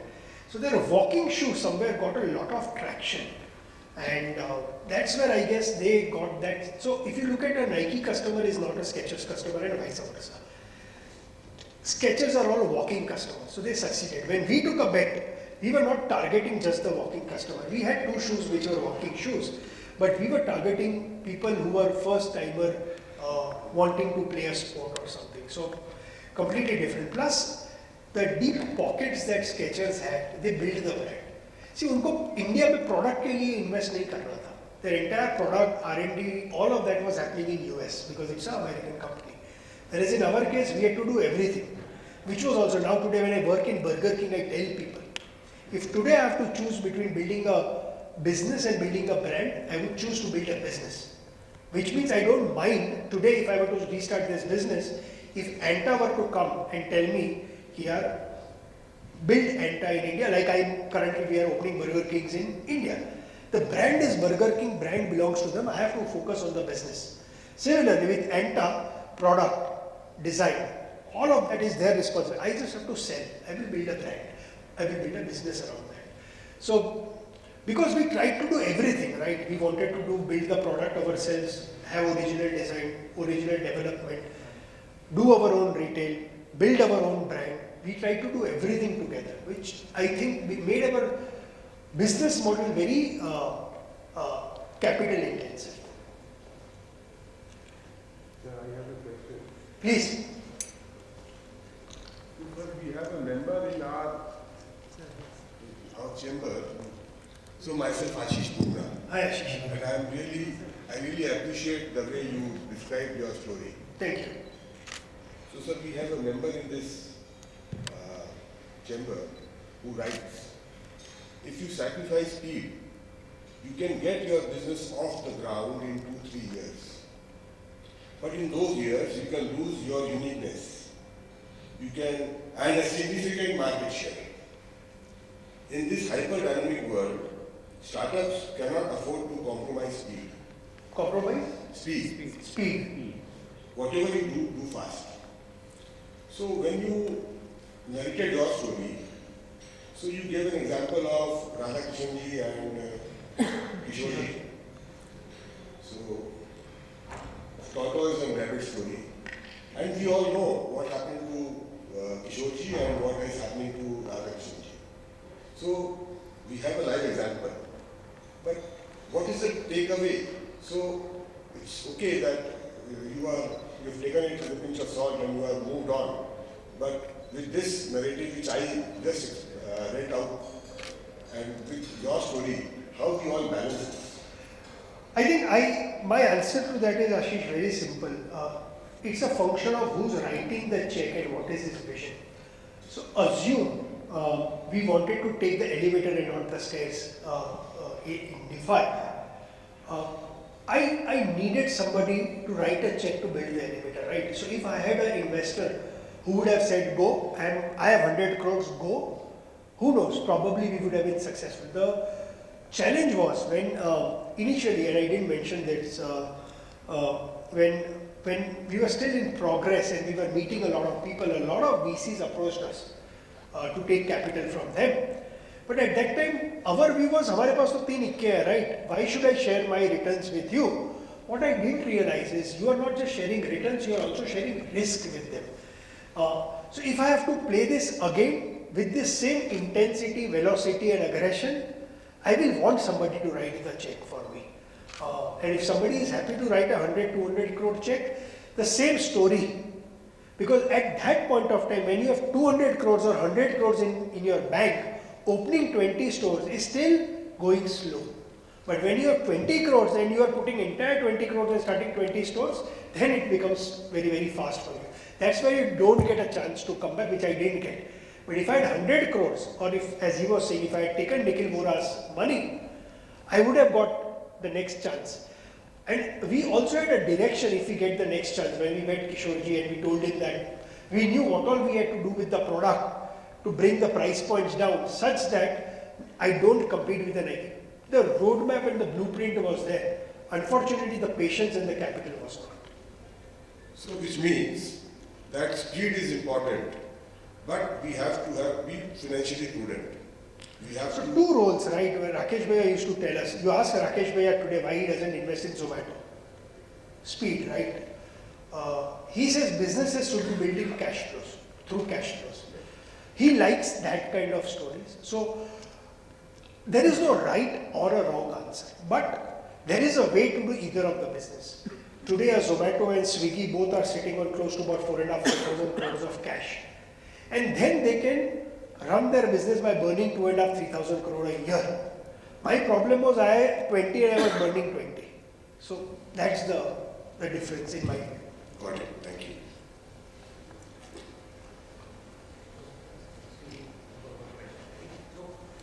Fundamentally, arrogance is what you said, the eyes, I think, as an entrepreneur, we all have that sometimes. I hope not, but it really happens. But so apart from that, of course, there's the flow of capital that you refuse with Mr. Vora or the other VCs. But fundamentally, what was wrong in the venture or the business? Like, you got a cue from Kishore Pyani ji early on that sprung nature rather. So what was the business model and what was your due diligence on that? As I said, I wish I had done more work on it. When I say I had done more work, I write a whole chapter in the book where I say KYC, know your customer. I always, when the products were coming, when the designs were coming, I was viewing all the products and all the design as if I am the customer. And which is where all, because when I looked at the product with me as a customer, and when I saw, because I was a runner, I saw I am giving dual density midsole. My midsole has a certain density of EVA. And I thought, यार ये जूता अगर मेरे को 3,000 में मिलेगा मैं क्यों नहीं लूँगा? But unfortunately, I am not my own customer, right? My customer is somebody else. Today, when we do the same exercise in Burger King, we only do blind tasting, a learning from this venture. Because if I make that burger being tasted by my own people who have made that burger, वो कभी नहीं बोलेगा कि मेरा product खराब है, right? So somewhere that was, in my view, also one of the bigger reasons, because we never vetted the product through the eyes of the right customer. Who did we vet it through? Which is what I said. One, my running friends. They behaved more like friends than giving me what I thought they could have given me, very, very candid and adverse feedback if they felt so. Vinod Naidu. Again, Sachin Tendulkar's manager, he is looking at the product 3,000 cheap. But the real guy who's making 25,000-30,000 rupees a month, for him, if he has to buy a 3,000 rupee product, he will do a lot more diligence on the product and on the brand before kind of buying. In my view, what I shared the first point is the crux of the entire problem. I became entrepreneur for the wrong reason. I didn't become an entrepreneur because I seriously thought India needed a brand in mid. I wanted to be an entrepreneur to pay the valuation game. Then I said, okay, अब valuation खेलना है, entrepreneur बना तो क्या idea? तो run कर रहे थे, gap दिखा, चलो ये करते हैं. I spoke of the evolution. Starbucks में बैठ के तो we did everything, right? And at every stage, we kept getting the pat on the back, right way to go, right way to go, right way to go. Rather than, ideally today if I will do, if you will tell me, Prashant, great product, I will again go to somebody till I get a no, to hear what's not working. But at that time I said, my view to ask you was not for you to say no, for you to say yes. So I think all of that kind of built up. And at the core, it's arrogance, whichever way you pick it. But sir, one more. Sure. When would you now start your next venture? Because you've learned your lessons, and I'm sure. I hope soon. First, I have to make enough money to blow it up, right? So yes, I'm in the process of that. But soon, and he knows what my next venture is going to be. It's going to be on longevity, how to make Indians live more than 100 years. So already the building blocks are in place, another 2-3 years. But yes, but that venture I will start for the right reason, because I see there is a problem in this world. When I was looking and talking, not a very polite way to say when you get invited in Kolkata, there is one way to figure out. So there are 2 ages, and I don't know if you've read Lifespan, David Sinclair's book. We say, let me ask you that question. What's your age? 43. So whenever we are asked our age, we will give an age which is our chronological age. From the time we took birth to what is in your driving license or your passport. But this is not our real age. So this is your chronological age. Your biological age is what is your age from within. I will put 3 people who are of the same age on the stage here. Some will look a little older than some will look a little younger. The reason is because your inside biological markers are telling you different. Another exercise you should do.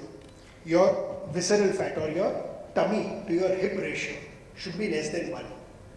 It should be 1 and less. My sense is almost every single person here, almost, will be more than 1. For women it needs to be 0.9. When your organs get surrounded by fat, you are getting older. If you want to, when I say I want you to live 100 plus, I want you to live younger and I want you to live disease free. David Sinclair has written a very interesting book called Lifespan, where he says aging itself is a disease. Have you ever thought, why doesn't a 25-year-old get a heart attack or cancer? Or Alzheimer's? But the moment you cross 65, all these manifestations of diseases come. If I can push your biological age, inside age, if I can make your inside grow more, means you are more younger inside, the disease that you will see coming to you at the age of 55 and 60 will come at 75 and 80. And today science has made massive breakthroughs whereby they now understand aging at a cellular level. Why we age? What are the genes that are into play when you and I age? They are now working on technologies and protocols which if you use starting today, you have a chance to reverse your age or even, to slow down your age, even reverse age. And I feel I want to make Indians disease free because when my father died in 79, he died of a heart ailment and he used to work in Bank of India. We had a choice. He probably could have got cured if he had taken him to America, but we didn't have money. And I'm sure a lot of families will face this 10, 20 years from now, where you meet with a very big disease, you don't have enough coverage. And all you have to do is something very simple and basic and stuff like that. So that's where my next venture is going to be. But it will be, hopefully, for the right reason. Thank you. Sir, one more question. Yes, please, sir. Ashish. So why did you not play the pricing game? If you would have reduced your prices, you could have made good. Yeah, we played. Sorry, I didn't mention that. We did. Yeah. So whenever end of season sale came, whereas all brands are on a up to 50% off, we were on a up to 70% off some of our shoes, and that's what we wanted to test. Right? If my price point from 3,000 say comes down to 1,500, does that move the needle for a customer from an, and we saw the needle moving. But at 1,500 rupees, when my landed cost was 1,200, I couldn't play that game. But if I wanted to sell my shoe at 1,500, my landed cost should not be ideally more than 300 rupees or 400 rupees. If I want my landed cost to be about 400 rupees or 450 rupees, everything gets compromised, from the upper that I was making to the technology that I was giving, and that was my conversation with Kishorji, that if and Kishorji told me that you went after a wrong audience. You wanted sports people. You go for sporty people who are not playing sport but are wearing sneakers. And we wanted to do that, but unfortunately, little late in the day. How the views of Samir of Puma and the Sketcher guy on the product were so divergent? One side of excellent product and one side scrap. Samir means? The Puma guy, Rajiv. Rajiv, okay, sorry, yeah. So when Rajiv looked at the product, he looked at the product from a Puma perspective, right? And Puma, and very, very good question, by the way. So Puma in India is playing exactly the game Ashish said. Puma is playing the million pairs game or the volume game in India. So what Puma realized is they were also finding it difficult to go beyond a certain threshold in terms of volumes that they were doing, but they wanted to migrate to the next level. So they started making a lot of their shoes in Chennai and in Agra, which is vulcanized sole, which you can sell for 1200 rupees, 1300 rupees, 1400 rupees. So Rajiv had seen that that space, that 2000 to 3000 rupees space at which Puma was selling was really exploding, and large part of that explosion was happening online. And when he saw our product, when I said I'm going to be selling for 2000 or 2500 or 3000 rupees, these were not vulcanized sole. These were dual density EVA soles, exactly like what you get in a 7, 8, 10,000 rupee Nike. So when he looked at it that lens, that if I am doing so much big volume on a 2000 to 2500 rupee shoe, this should sell. Sanjeev on the other end was looking at it from a, see, Sanjeev has grown up like me in a Kishore Biyani environment. He was a CEO of Pantaloons for many years. After that, and at that point of time, Skechers' partner in India was Future Group. So he was, when he was giving me that advice, he was still part of Future Group. And exactly the same thought that Kishorji had. And that is what he had faced.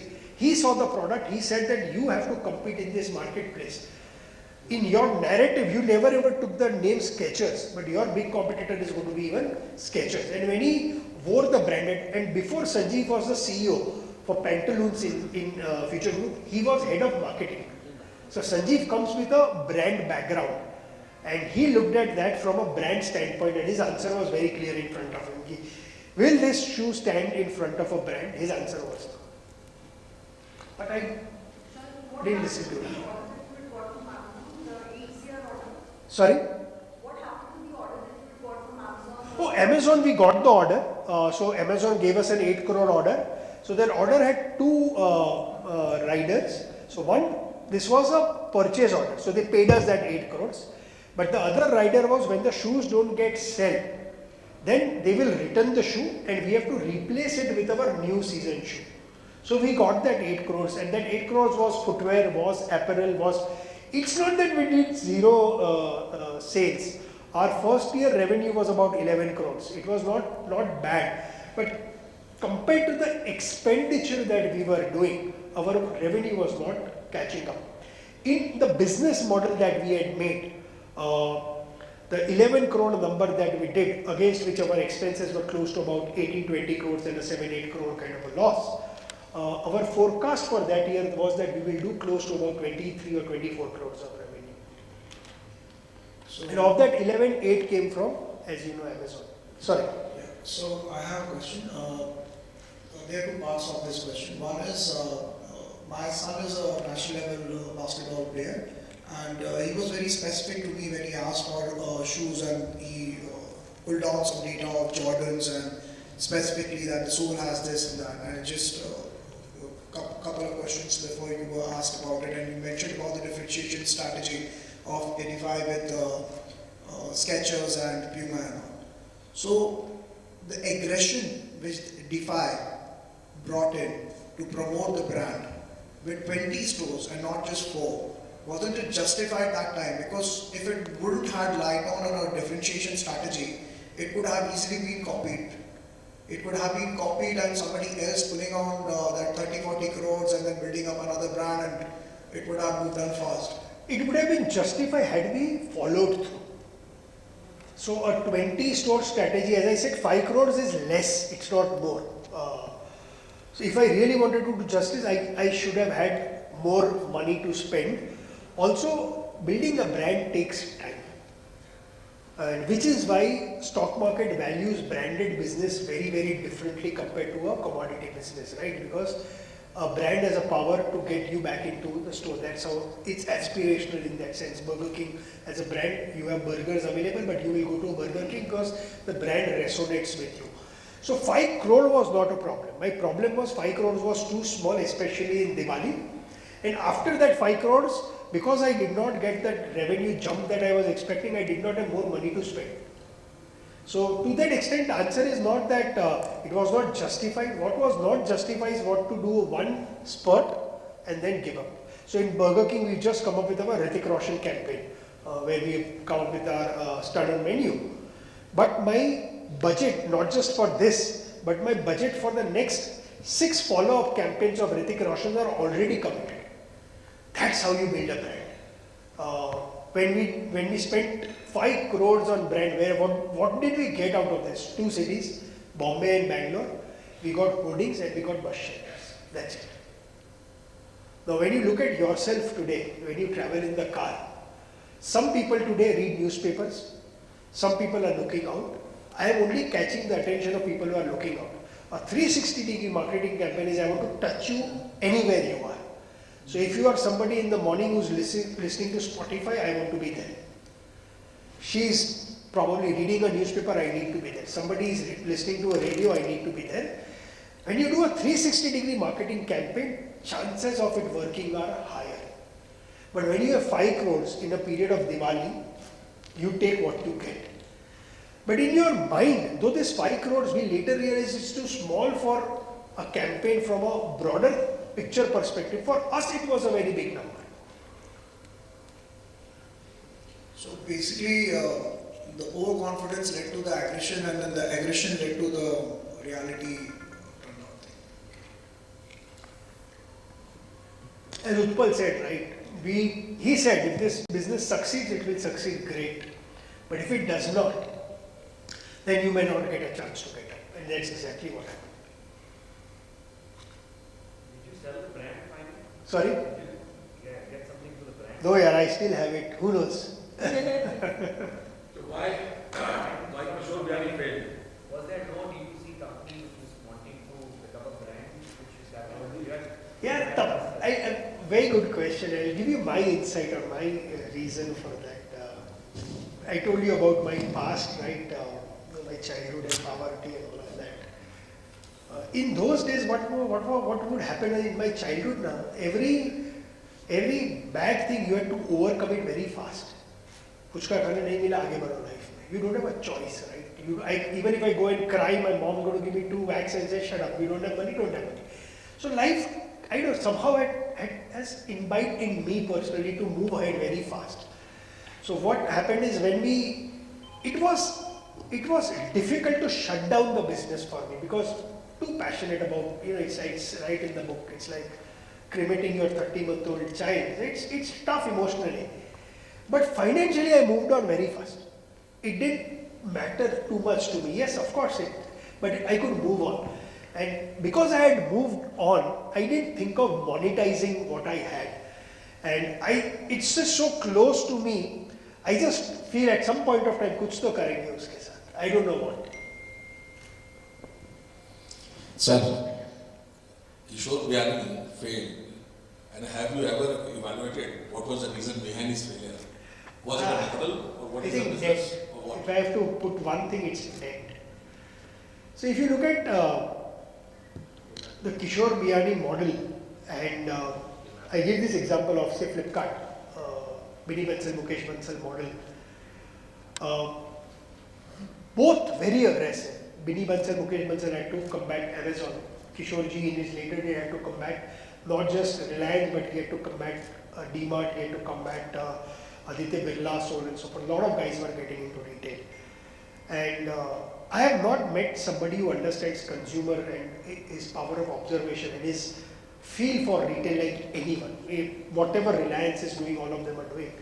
But a lot of, and retail business at the end of the day is about scale. So, he was on the right path. The only difference between his way of doing and Mukesh Bini Bansal's way of doing, he funded his entire expansion through debt because he didn't want to go below 51%. Whereas a Mukesh Bansal, Bini Bansal, despite their aggression and losses, funded all of that through equity. Now, there is no right and wrong answer, and I'll give you both the examples. When Bini Bansal, Mukesh Bansal sold off Flipkart, they had a residual stake of 5%. But for that 5% also they got, I think, about $1 billion plus, right? Kishore ji today owns 51% of all his businesses. Unfortunately, all of them are still today put all together less than 5,000 crores. But if a COVID had not hit, and before COVID it was about 40,000 crores, he was just beginning to take off from a market cap point of view. If COVID had not hit, this debt and interest burden would not have come. Who knows where he would have been. So, but it's said that Biyani जी का हालत Covid से पहले ही खराब हो चुका था. खराब था, पूरा हो चुका था. He was finished. But it was. But market had given him another chance. What happens in a stock market is when a stock gets very, very expensive, you look for the next best alternative, right? When DMart became out of people's hand, it was trading at 160, 170 times next year earnings. And a lot of people don't want to buy such expensive businesses. What is your next best option? Next best option is, with size, future growth. If COVID had not happened and if suddenly the market had not collapsed, stock market in the first phase of period, he was on the path to raise a significant amount of capital to repay the debt. He knew that this probably would be his last chance, but he didn't. So the answer to your question, I think the only thing in my view was that he wanted to retain control as a result of this. And why retain control? Again, deep down greed. Why should I give my business cheaply to somebody at some point of time? Maybe isko 1 lakh crore, 2 lakh crore mein bechunga. At which point of time, if I own 51%, it's that. But that debt kind of came and hit him. Look at Mukesh Ambani. Very similar Kishore Biyani philosophy. He owns 51% or more than 51% of all his businesses. He has also used debt to do that. But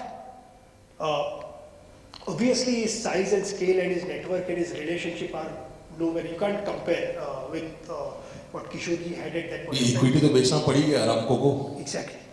At the right time, Dhirubhai has taught them the art to sell equity and repay the debt. And they did that. The whole equity market in India post-COVID got a revival because of Mukesh Ambani. That time when he started taking money from Facebook, from Google, suddenly people realized that India is valid. So that art somewhere, that at the right time raise money. I still remember our 2003-2004 conversation when we would travel in the car and he would tell me, hey, Prashant, ek din debt free hona hai, ye debt ka abandonment. And when I was there with him, my last stint was with him till 2009.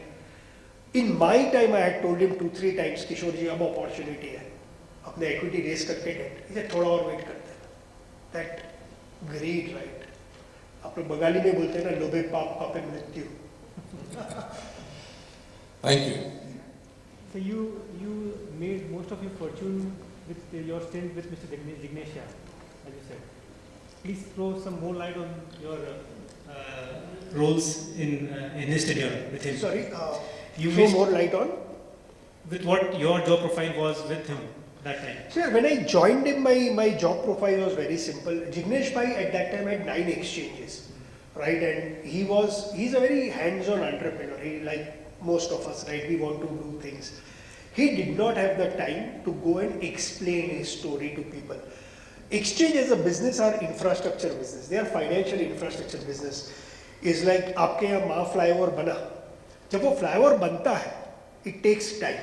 But once the flyover is made, then you have vehicles continue. So a financial exchange, whether it's a NSE or a BSE or MCX or a IEX, the exchange takes a certain time to get made. One, the exchange coming up, हर एक exchange में एक ही चीज काम करती है, liquidity and participation. It needs members to come and members to trade. The more members come, the more members trade, the impact cost comes down, more members want to. So it's a cycle. But it takes a little while. And he had 9 of these exchanges to take care of, and all multi-asset classes, right? From equity to tech to foreign currency to energy to spot exchange and all of that. So he was very busy and therefore he did not have too much of time on his hand to travel all around the world, meet investors and explain his story. Which is why he had hired me to do that business, to go and explain the story. And from Kishore Biyani's time, and you guys would have got some sense of it, and I am able to take a reductionist approach. I can boil the thing down to a very, very basic level and explain to people. And that is what was required in FT. That's where I joined. But in July 2013, when National Spot Exchange was asked to shut down, and all the exchange businesses are regulated business. Regulators give you a license to run these businesses. So all regulators were against us. We had to sell that business. That time I went and wore the second hat. And that was a head of an investment banker. So some of the negotiations were with ICE. ICE is the world's largest exchange group. You are under attack. When you are under attack and you are trying to sell an asset of yours, those guys want to extract the maximum. They want to give you the least value. How do you play that negotiations such that you get respectable value? MCX, I had to sit and negotiate with Anil Ambani and Uday Kotak. You have no idea the kind of negotiators they are. If they want something for 100 rupees, their first offer is not even going to be 10 rupees. They will start at 5 rupees. And they are like gods, right? We have seen them, right? So they will come, stand next to you, put their hand next to you. You are eating something, they will take something. As if they will make you feel like they are your family. And then when they start their narrative, it's that 5 rupee also what they are giving you, they will make you feel that, boss, ये 5 रुपया तो मैं ज़्यादा दे रहा हूँ, but Prashant, I like you यार. कुछ है तेरे में. From there, you have to take a back seat. And then, so all these negotiations were very interesting at that point of time. And third role, when I was made the CEO, a large part of the role was to defend FT. मैं पूरा lawyer तो नहीं हूँ, but 30% lawyer हो गया. Because there were so many legal cases. I used to sign almost 3,000, 4,000 pages of वकालतनामा every single day. Every single day कोई ना कोई आपके ऊपर legal case कर रहा है. And you can, it's a listed company, you take out their annual report. I left them in 2017. If you look at my annual report for 2015, 2016, our legal cost were almost 120 crores a year. There was not a lawyer which we had not hired. So when you go and then you have to explain to the lawyer in a language in which he understands, right? Problem kya tha? So when you are sitting in front of an Harish Salve or a Gopal Subramaniam, you have to. So my third phase at FT became this. How do you? Because back then, even now, I think they would have almost 3,000 employees. 3,000 families के घर चलते थे. And somewhere we had to ensure that homes keep running.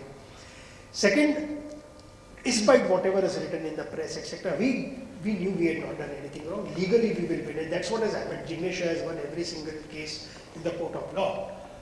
But वो बोलते हैं ना, लड़ने के लिए पहले जीना तो पड़ता है. You have to be alive first. And the only way we could have been alive is through this 120 crores of legal cost.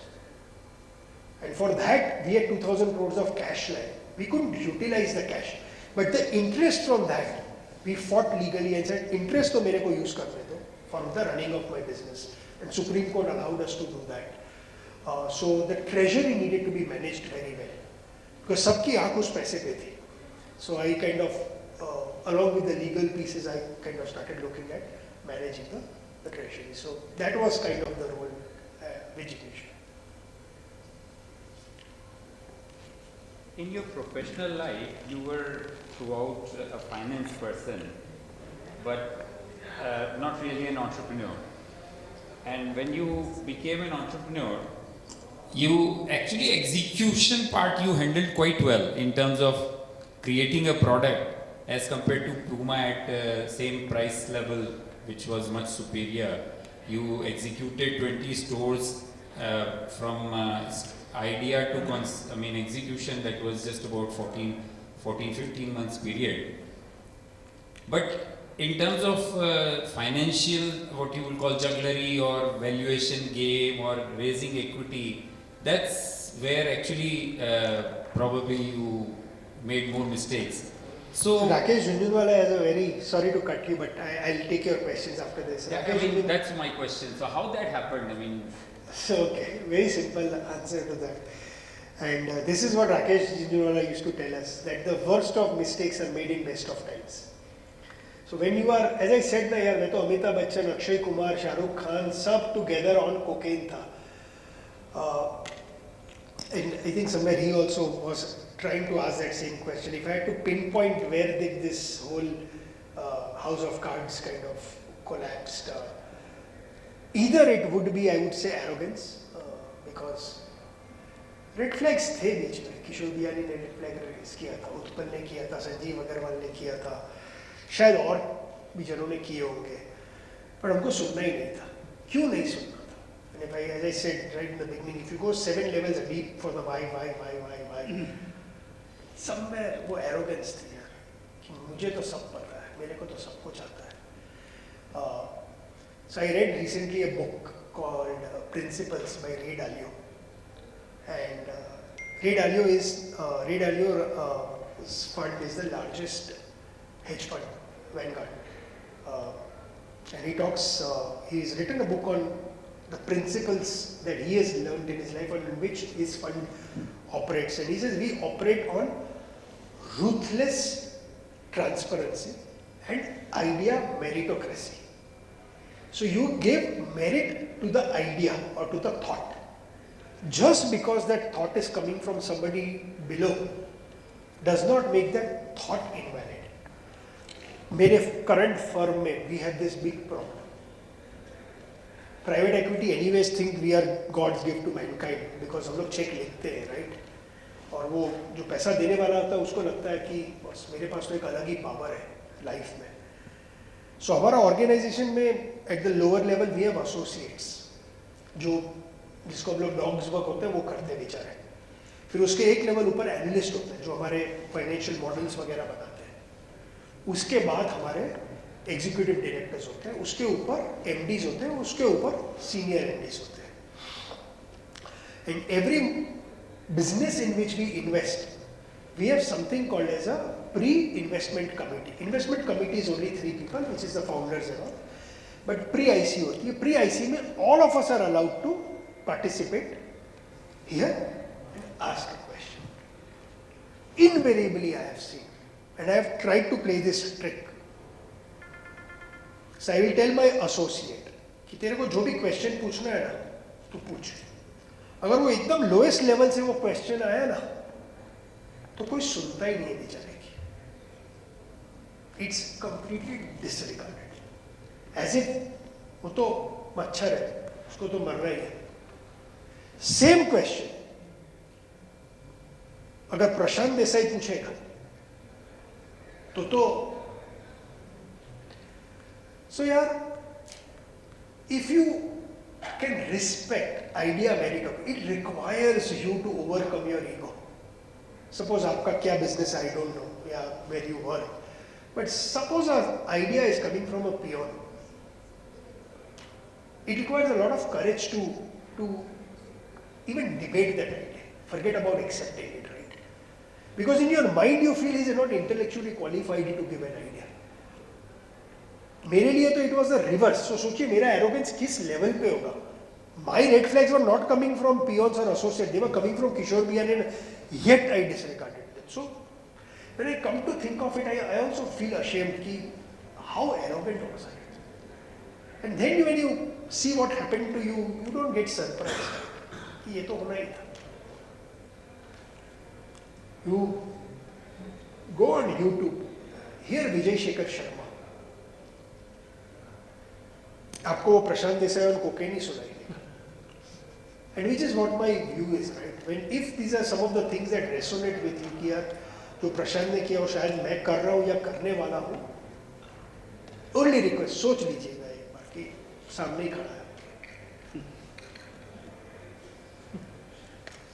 Please. So when we talk about the startups, as again you also thought of a venture which would be a startup. So that challenge will always be there with all the startups, like with regards to investments, with regards to the money which a startup would have. And you don't know how many years it may take to delve into the making of a brand. What is the challenge? I mean, if this is the way, if every startup would think, so when do you think is that day? Let's say I want to launch a product, I will always find my product to be the best, or I will think, of course, but there will always be something more challenging or competitive in the market, which people must have thought even beyond must have started thinking. And how much of a capital will be or not, can we forecast that? How do you start up that journey, and when do you think we need to understand, okay, like this much, I have 50 crores in my pocket, that's enough, let me start up. Be it whatever, because there will always be competition around you, and there will always be someone thinking, must have already thought about it. So there will never be a startup. Or No, how? no, absolutely not. And I am very happy to live in a country which today has the second most number of startups in the world after US. I think third, second is Israel. Second, yeah, and as an entrepreneur, as I said, and I answered his question, if you are starting a startup for the right reasons, it doesn't matter. So take any Falguni Nayak, she started Nykaa. She started Nykaa because she saw as a woman, and I don't know if you met Falguni, but Falguni is wheat skin, right? Like most Indians. And she saw that no beauty product company from anywhere in the world was respecting the Indian brown skin, right? If you go to US, there are products made for Afro-Americans or black people. There are products which are made for whites, obviously. Her why was very strong, that this is the problem I want to solve. And she took the first step towards that. When you start a journey, it's your first step.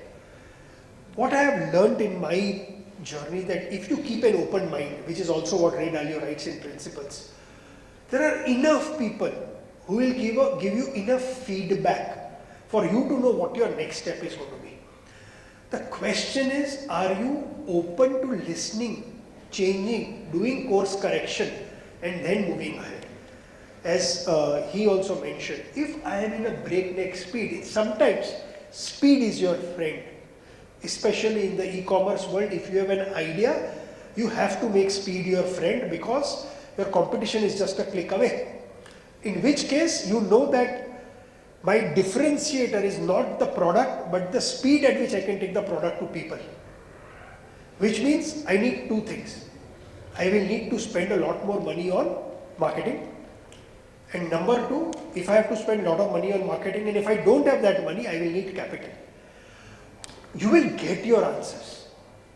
It's not, but very, very beautiful question that is, because today, when I was doing this research, we all hear about success in newspapers, right? Falana did this, he got this much valuation, he got this much valuation, he got this much.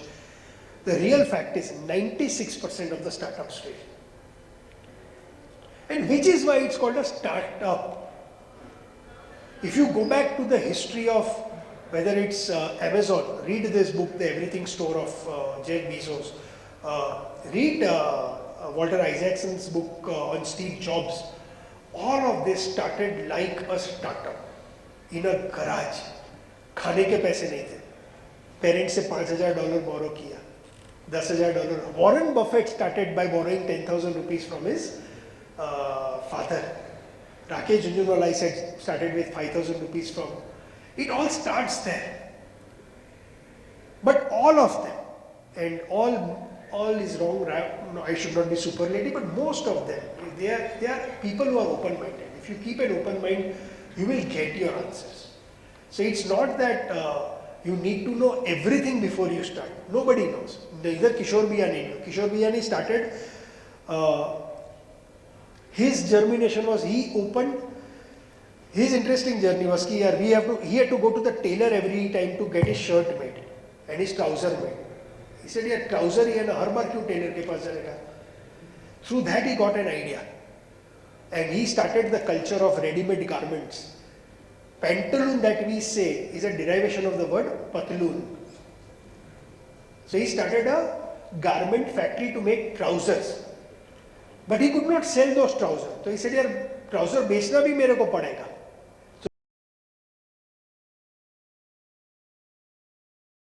Pantaloon store. When he started, he wanted to be a tailor. Ki I will make trousers for everyone. So he set up a garment factory. He said, "कोई और तो नहीं बना रहा, मैं ही बनाता हूँ." But then he did not know how to sell. So he opened pantaloon shoppies. His learning from pantaloon shoppe, people like us would go. All of us, I don't know, sorry, again all is the wrong way. A lot of people back then, when you go to buy a trouser, इसका matching shirt दिखाना. This is a shirt तो मैं बेचता ही नहीं हूँ. Is it okay? So you got into shirt. So it's all things keep evolving. It's not a, when we started Defy, idea was to go to China, pick up the product, put the label, then thoda confidence hai, okay, original product. It took us almost 1 month to figure out, where do I get original shoe designers from? A country of 1.3 billion people, we don't have one sports shoe designer. And you go to Google, you go to LinkedIn, then I came to know of a school in Portland called Pensole. It's the world's only sneaker teaching school. They teach you how to make sports shoes. तो bag लेके वहाँ पहुँच गए, Dwayne को मिले, Dwayne Edwards को, is the founder, कि यार मेरे लिए डिज़ाइन कर दे. Said यार you won't be able to afford me. Okay तो ओके मेरे पास एक बंदा है जिसने अभी नाइकी छोड़ा है, he is looking for a freelance. वो तो बोलते हैं ना, when you want to achieve something the whole universe will conspire to help you achieve. So हो जाता है. It's not a, you will need to be patient. But मेरा problem था, we had built so many expectation in our mind, right, and when that did not meet we shut down very soon. Please Friends, last question, I think. क्या आप Please. Sir, आपको ये नहीं लगता कि आपने अपने बिजनेस में ज़्यादा इन्वेस्ट कर दिया? Overlap. एकदम. सो मेरे किताब में मैंने इसके ऊपर एक चैप्टर डेडिकेट किया है. It's called skin in the game, खुद पे यकीन. सो 2004 या 2005 की बात है.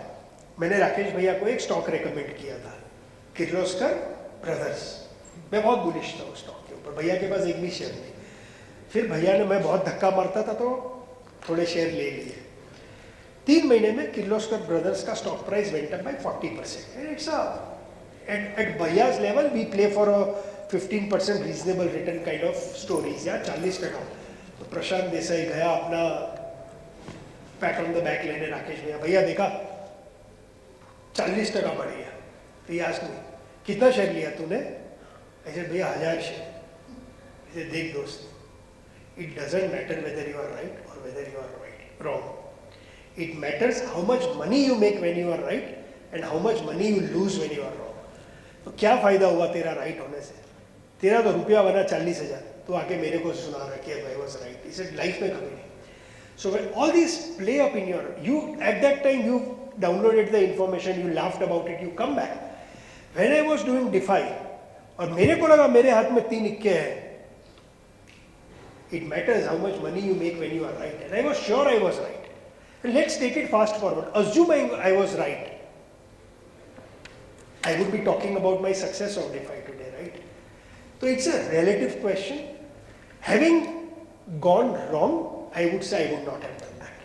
I would have followed Utpal's model, opened 4 stores, made mistake, perfected the model, taken more time, ran it like a marathon.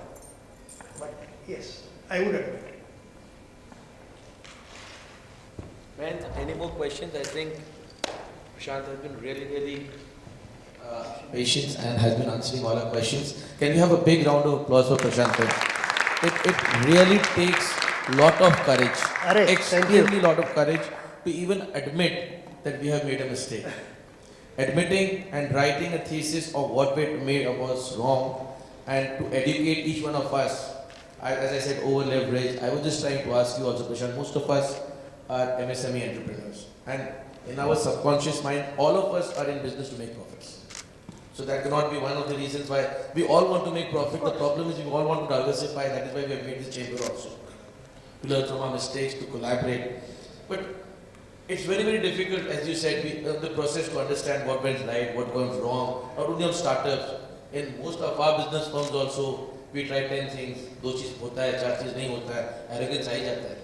हम जब कुछ भी करना चाहते हैं, पैसे कमाते हैं, तभी आगे इन्वेस्ट करना चाहते हैं. So thank you so much for a lovely session. Thank you. So can I request Chairman Christian and I think Chairman Brijesh is here to give a small moment to Brijesh and to Prashant, who's come all the way from Mumbai for ICBI. Thank you. In fact, we even had Utpal for ICBI. Oh, you did? Yes, Oh, nice. Utpal was Okay. also here. So can we just request the Chairman to please present a moment to Prashant. Thank you. Appreciate it. सामने जाओ. दिए नहीं sir, दिए नहीं. Thank you so much.